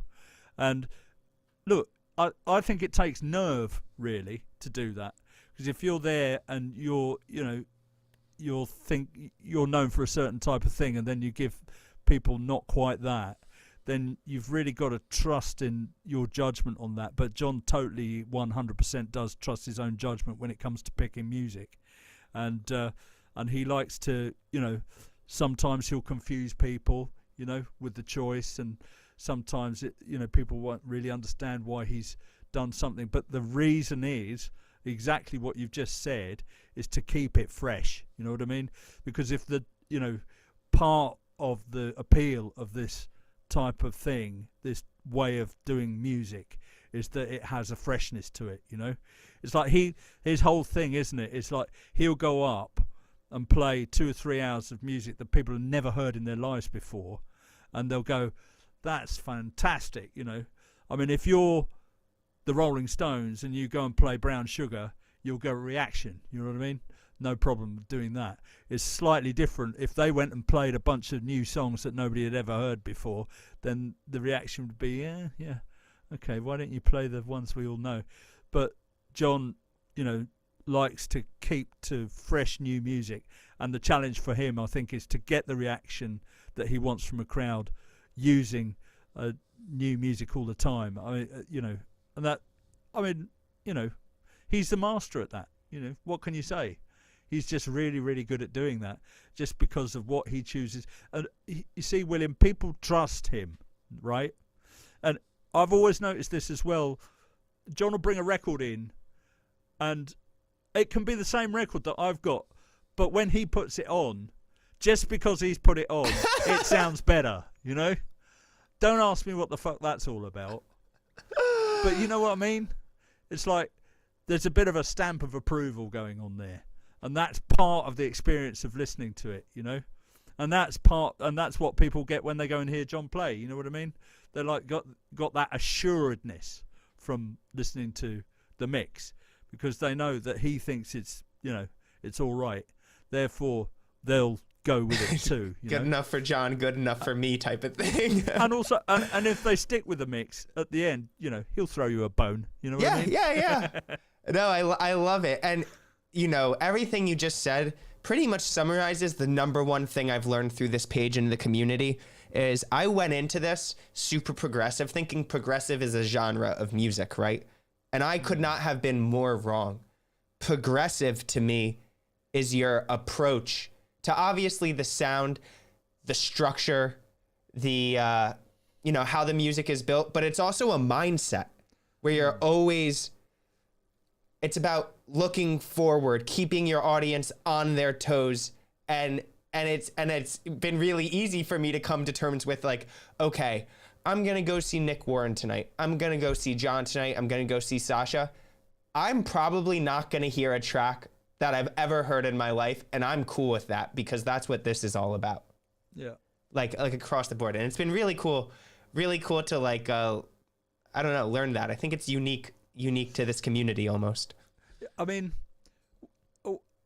like a landmark moment for John is when he got you know, the DJ poll, the DJ magazine poll in the UK used to be, you know, it was one of those things that if you did a good showing in the DJ mag poll, you know, in the 90s, early 2000s, you know, it did absolute wonders for your career, right?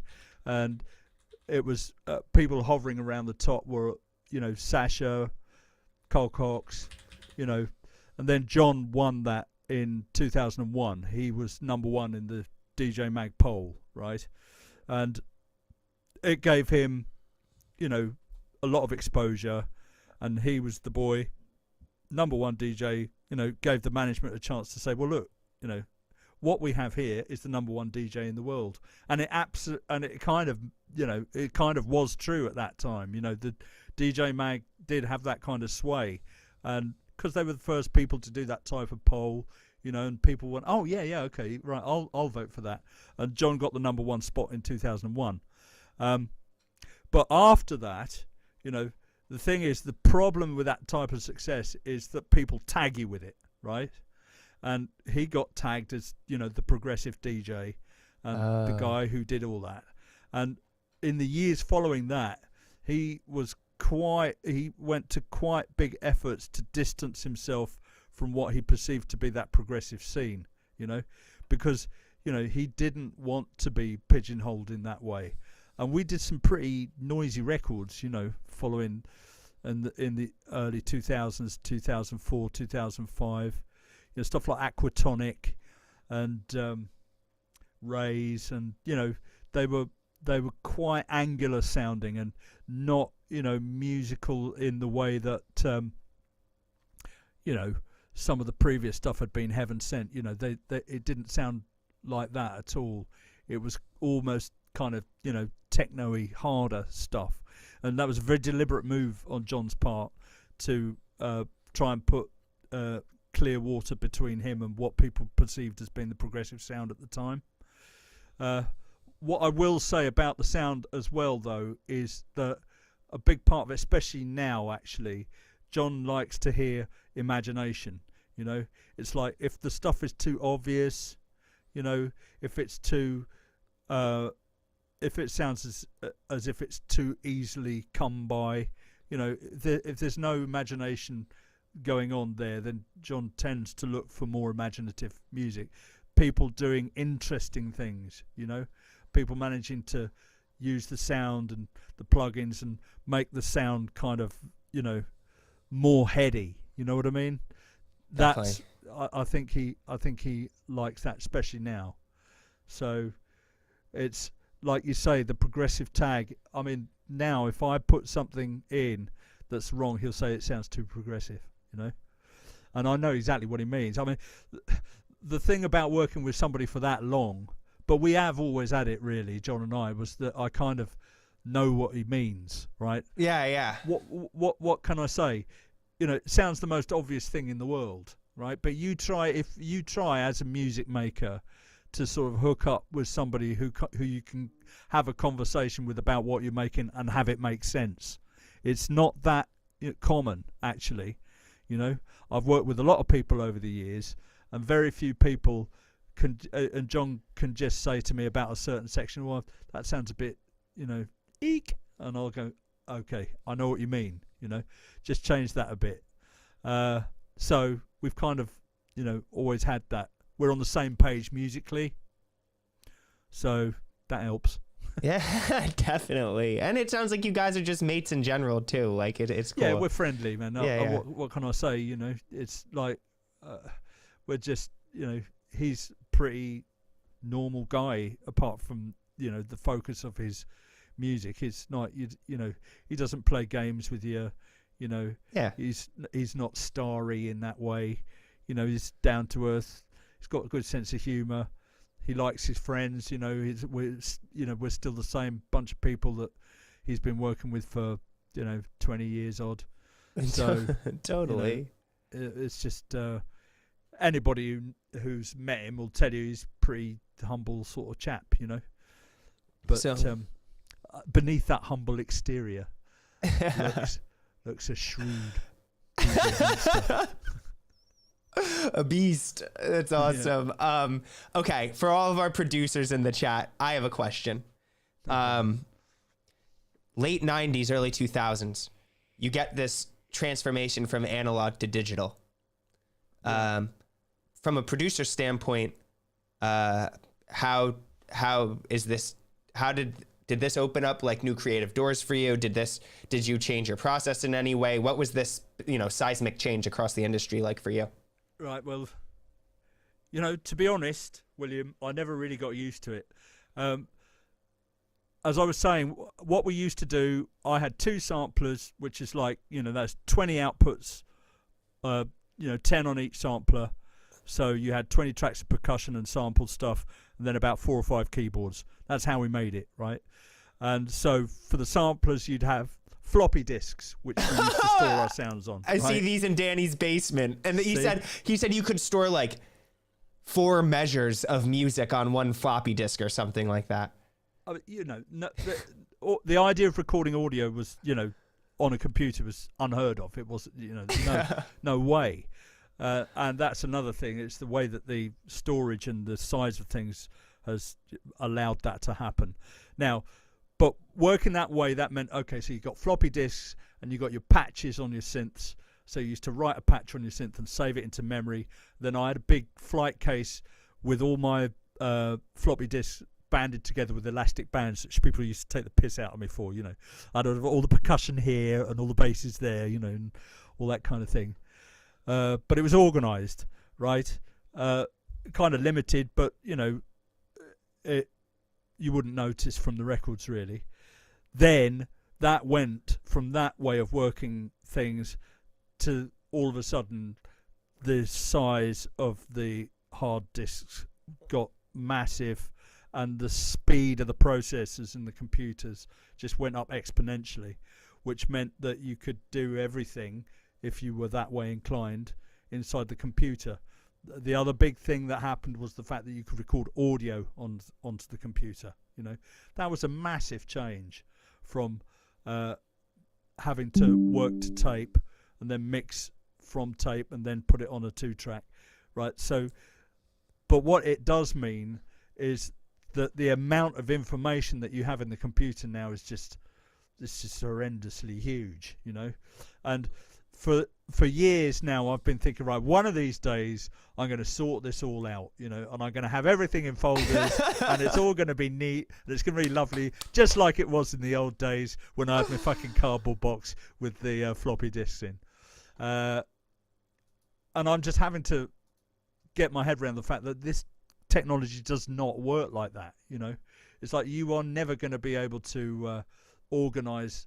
You have to be organized to a certain degree, but if you're gonna if I was to sit down and organize the information that I have on my computer now and get it all so that it's like it was in the old days, I'd be doing it for the rest of my life. I'd need another lifetime really to get it organized in that way. Yeah. This technology does not work like that. You know what I mean? It's like, especially now that you've got the cloud and you can keep stuff off site, and I've still got all my stuff on hard drives really, but what's going to happen is it's all going to be accessed in the cloud, and it's just and we're all going to be picking each other's sounds up and putting them in, and already with things like Splice and those type of platforms, it's like a completely different ball game. I've got everything I need to make the tracks, but I've still got this nagging sensation in the back of my mind that one day I'm going to sort it all out. And I'm sad to say that it's just never going to happen. But look, I'll tell you what is happening now, and I don't mind this. It's really become a massive editing exercise. Oh, interesting. Putting music together, and I find what I'm doing now is using bits of sample packs and Apple loops, and I'll grab them in, mix and match, because it'll put them automatically into the key that you want. And then I find myself going, well, I really like that bit of that sample, but I don't like that bit, right? And so I'll chop the bit that I don't like and then glue them back together, make another file. And the editing side of it, it's still, for people like me who remember tape, right, and what a ball ache it was to edit tape around, and lengthy process.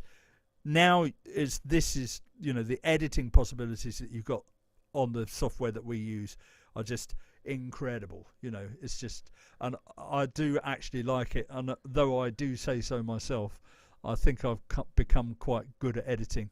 It really kind of suits me. I don't know why, but it's something that I seem to be able to do. is this editing thing, and I like that aspect of it, a lot. The idea of just being able to move stuff around, join samples together, make arrangements, do different things quickly, that type of stuff.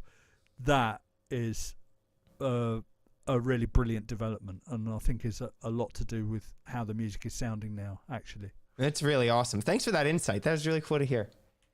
Cool.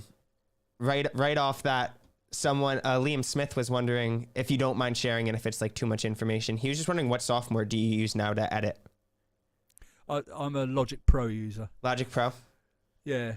That in itself is a story, man.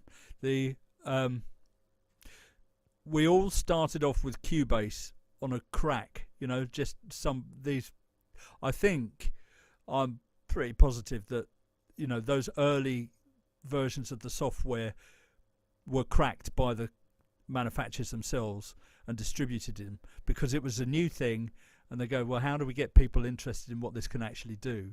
And so these cracks, everybody had them, these cracks of these early versions of Cubase. And then when I went to Pat's the first time, he was running some software which is called Creator, or Notator was its sister program.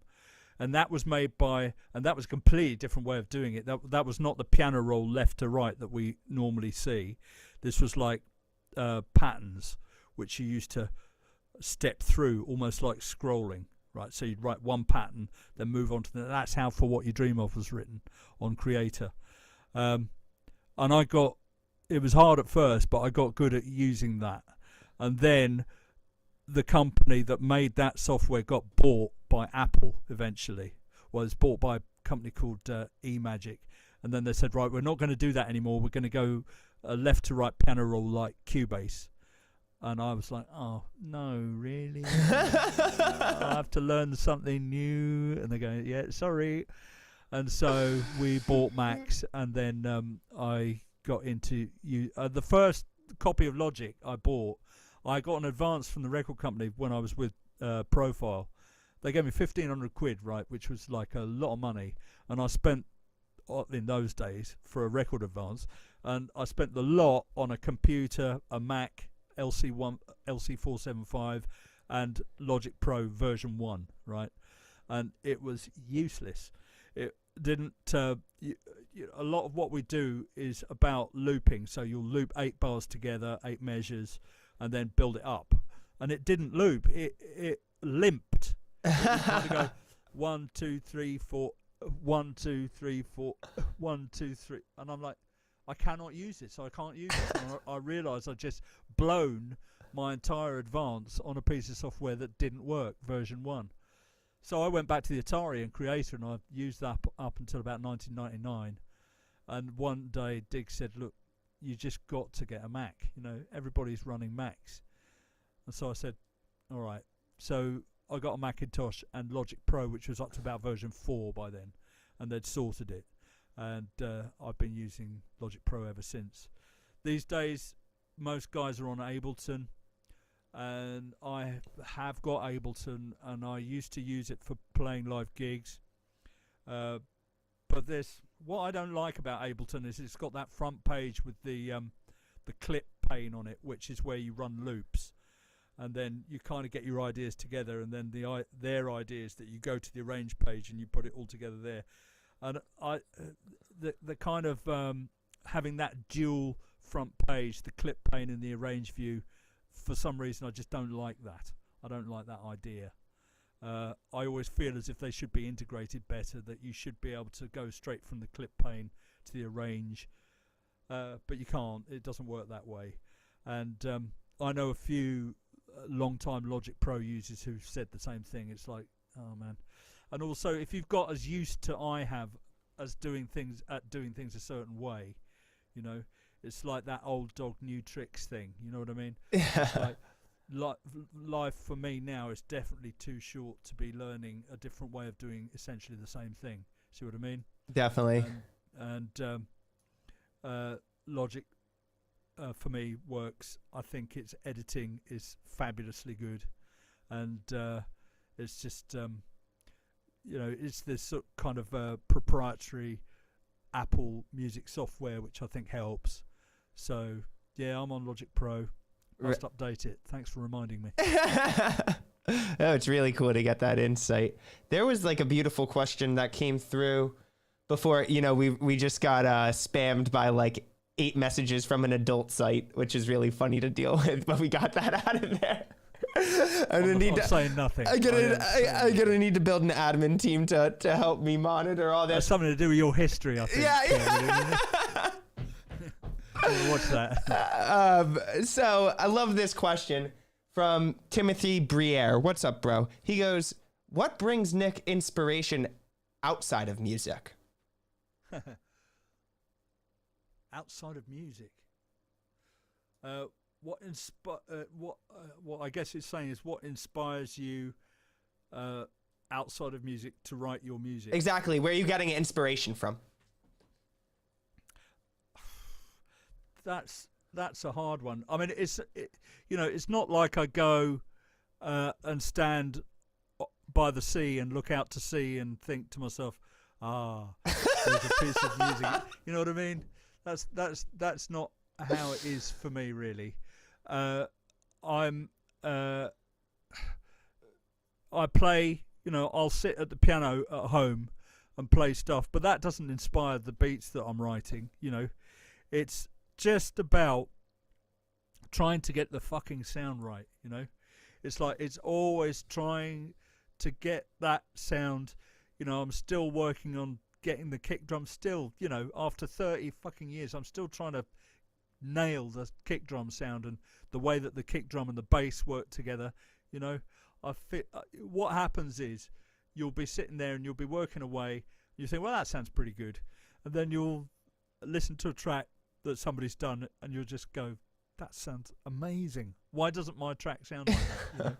It's always that. I don't know whether that's my problem or what, but there's always somebody around the corner who's going to blow you away. You know what I mean?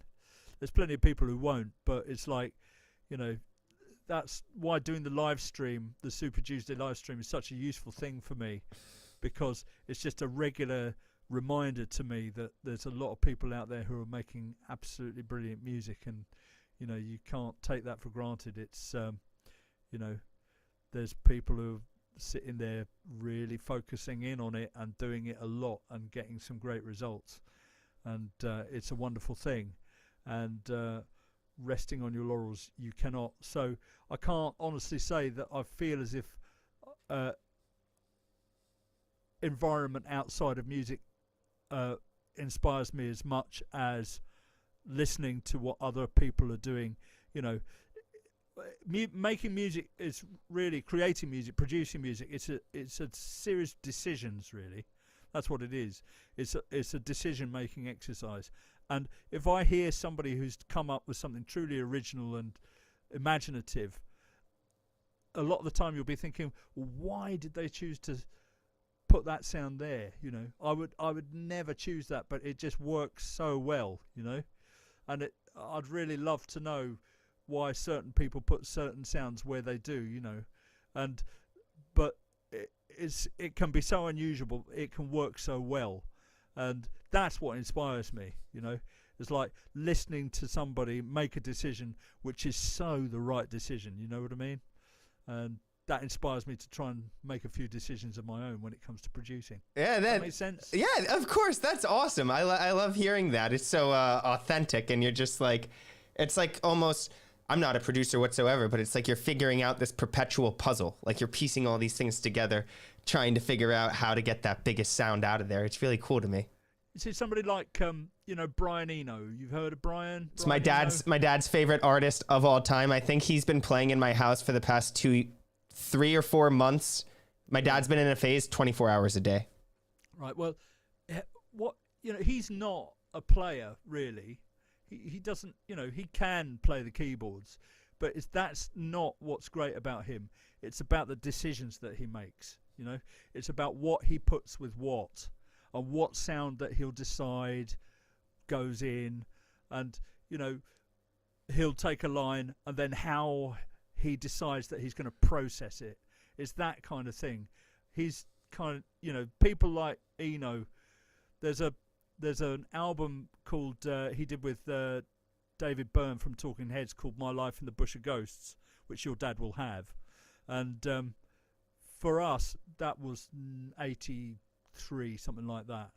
I can remember sitting in my guy's granny flat. He'd just bought it home, and we smoked a number and listened to that record, and we were like, this is insanely good, And what he's doing on that album is, they used bits of found sound, bits of kind of old preachers and American TV hosts, which they'd loop in peculiar ways and then put rhythms behind them and just take them out of concept and put like a funky track behind them. And it was like, wow, and it just blew our minds. And a lot of that, it gets weaved into the music now as well. A lot of people I know reference that album. It's really, really, really cool to hear. Because of the decisions they made. Yeah. And what they decided to use and how they decided to, process it and that stuff. I loved what you had to say. I'm going to bring it back to what you said about your Super Tuesday being a tool for like discovery of music for you as well. You got to like listen to new tracks, experiment with new tracks. Two questions I have, and this kind of brings us into the present here, is how did Super Tuesday come to be? And then question I think 4 or 5 people have asked in the past 5 minutes are, who are some artists that you're either inspired by right now or you just like their music that's coming out currently? Okay. The reason I did Super Tuesday was because we went into lockdown, right? And there was that period in, I guess it was early 2020 that it happened, and kind of unprecedented thing. It's just like, go indoors, stay indoors, right? We'll pay you a bit of money, just stay indoors. Don't do anything. Don't go out there. Don't, if you've got to go and do some shopping, do it. But you're going to have a mask on, and generally, don't go to work, and don't go to clubs. Clubs all closed. Yeah. Sorry, and I don't know. A couple of people said, well, we can't go and play, so you could. It's easy enough to do a live stream, set one up, and so I thought I'd try it. It was something to do. It was a bit of a novelty, and so I did the first few from the spare bedroom in our house, and it was fun, actually. And I had the decks, and I thought might as well use them. So that's why I started, so that we could have a bit of music without having to go out and hear it, and from somebody that they kind of knew and was involved with Bedrock, and people kind of few people were interested, so I thought, right, this is all right, it's kind of nice thing to do. That's why I started it, right, because of lockdown. Now that means that, and I was doing it every week for a while, and then I went down to every 2 weeks, and now I'm down about once a month.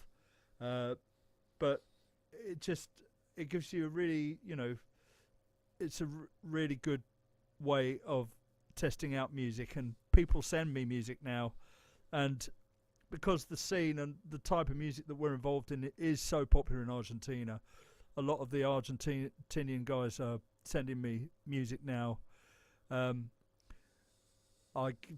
There's a bunch of them. Ignacio Abalesh is one guy, Marcelo Vasami is another. My friend Javier Benitez, he sends me a load of edits, and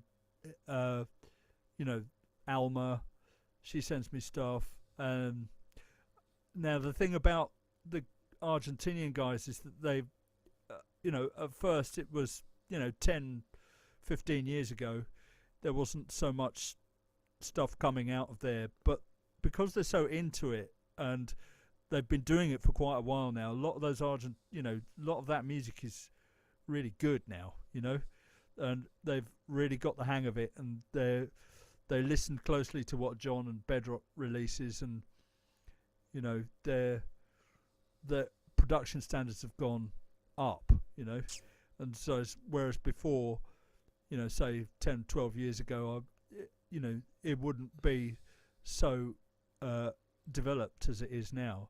But but the tracks I'm getting: Gaston Ponte, Rocchio Portillo. Guys, I'm trying to remember all your names. No, it's awesome. But just Argentina has become a little bit of a hub for that style of producing, and a lot of it is to do with the fact that Hernan Cattaneo is kind of a national hero there, much more than a DJ really. He's he's revered as a person, and also, and Hernan, in the early days, he pointed to us and said, well, look, I really like what Bedrock does, and he used to play our tracks. He used to like that sound, and I think he was responsible for getting a lot of the people in Argentina into it in the first place. But they're just cool people. They're Latin American, but they also have a European outlook, kind of. You know what I mean? So they've got the rhythm, but they've also got the sort of that kind of European outlook, as I say, and it really just seems to suit them. They're very relaxed. They don't feel like as if you don't have to go anywhere in a particular hurry. You know what I mean? They're kind of very cool people, and so a lot of the Argentinian guys I will listen to and play now. But like I say, I get sent promos now, quite a lot of promos, and it gives me a chance to go through those. I've been doing work with Crafted Underground. I'll play some of their tracks.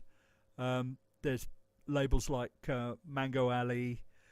They make nice stuff. I've done some remixes for them. Proton I work with sometimes. And it's a particular type of thing. Like I'll go through a load of tracks, and I'm really looking for great bass lines. I'm looking for real nice groove. That's what I love.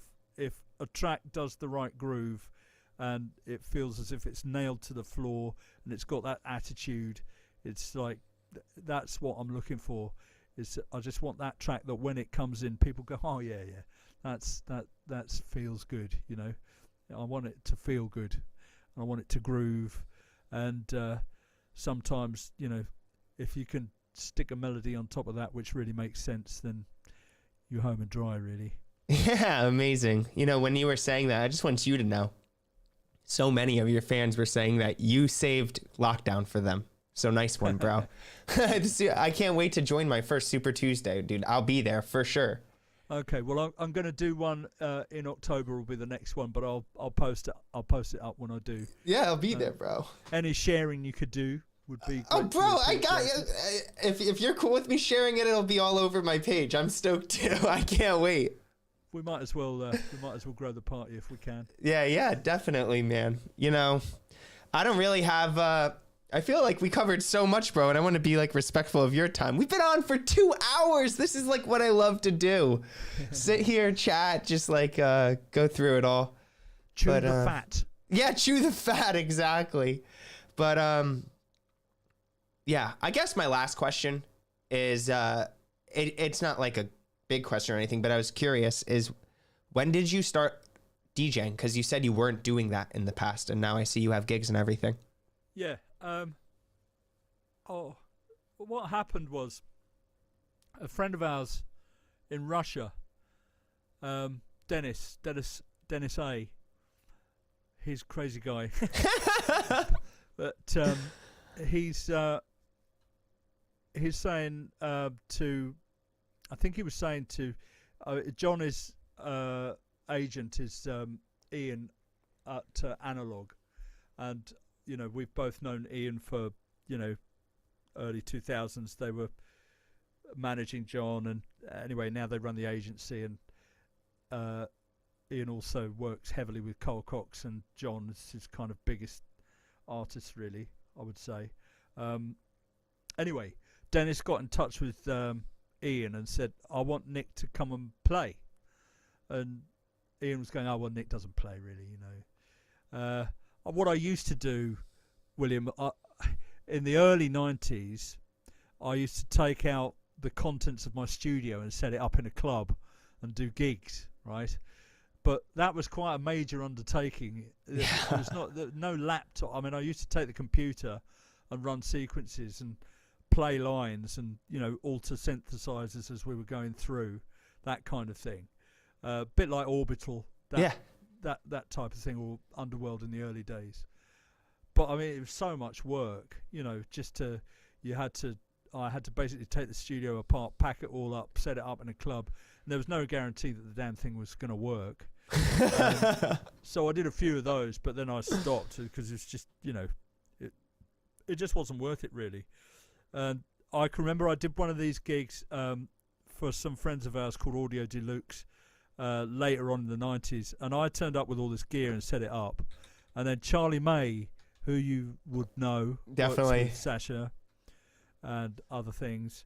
Anyway, he turned up. He was playing, and he turned up with a backpack and laptop and a controller, the APC-40, and just plugged in his controller into the laptop and played a set. And I'm like, right, that's a different way of doing it. And so I got a laptop and a controller, and then Dennis was saying to Ian, I want Nick to come and play in Russia, and the fee went up and up, and eventually Ian said, look, this guy's going to offer you, quite a large amount of money to go and play a gig in Russia. Would you do it? And I'm going, well, yes, of course. And so I went and played in Russia on the laptop and the controller, and it worked fine. It worked well. And then they're going, the Argentinian guys were going, well, you've done that gig, why don't you come and play over here? And I'm like, oh, okay, well, let's see if we can do it. And so then I started, and I've been, playing ever since.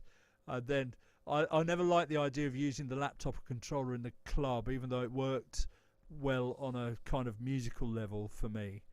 But it's too much stress. I don't like laptops in clubs, really. It's just too much of a worry that the thing's going to fuck up to me. Which, in fairness, it never did. The only thing that did fuck up was the interface, actually, 1 or 2 times. But the Mac was always really solid. But, even so, if you turn up with a laptop and a controller, and the thing doesn't work, then it's your responsibility. Right. If you turn up with a USB and plug into the CDJs and play your set that way, then, it's like, if it goes wrong, the promoter and the club have provided the kit, so it's their responsibility, and it's like that bit of stress is taken off you. You know what I mean? It used to worry me terribly, just the idea of turning up into a club, because people have paid money, they want the night out, and if you're standing there going, oh yeah, sorry, it doesn't work, that's no good, And it never, like I say, it never happened, but I just didn't like it. Just used to make me feel worried and anxious, and so now I, like everybody else, I load the music on the CD, on the USB, and do gigs like that, and it works great. I love it. It's it's a fantastic way of doing it, and that's the story of how I come to play. Oh, it's awesome. We got we have Alan Marshall here. He's bringing you to, where is he bringing you? Scotland next Alan. March. He's stoked. I'm stoked. I'm like, I'm going to try and come. Okay, last question. We have, I think this is like an appropriate one to end on, because it is from a young producer in India, I believe, Evernaya. And he goes, Nick, you've always paved the way forward and looked out for the next generation of artists so much. What advice would you perhaps give to the artists of the future? Well, it's on you, man. You've got to make it happen. It's difficult. I wouldn't say that it was an easy thing to do to forge a career as a DJ or producer, right? And always, you're going to have to do various things in order to make a living at it, but you've got to commit to it.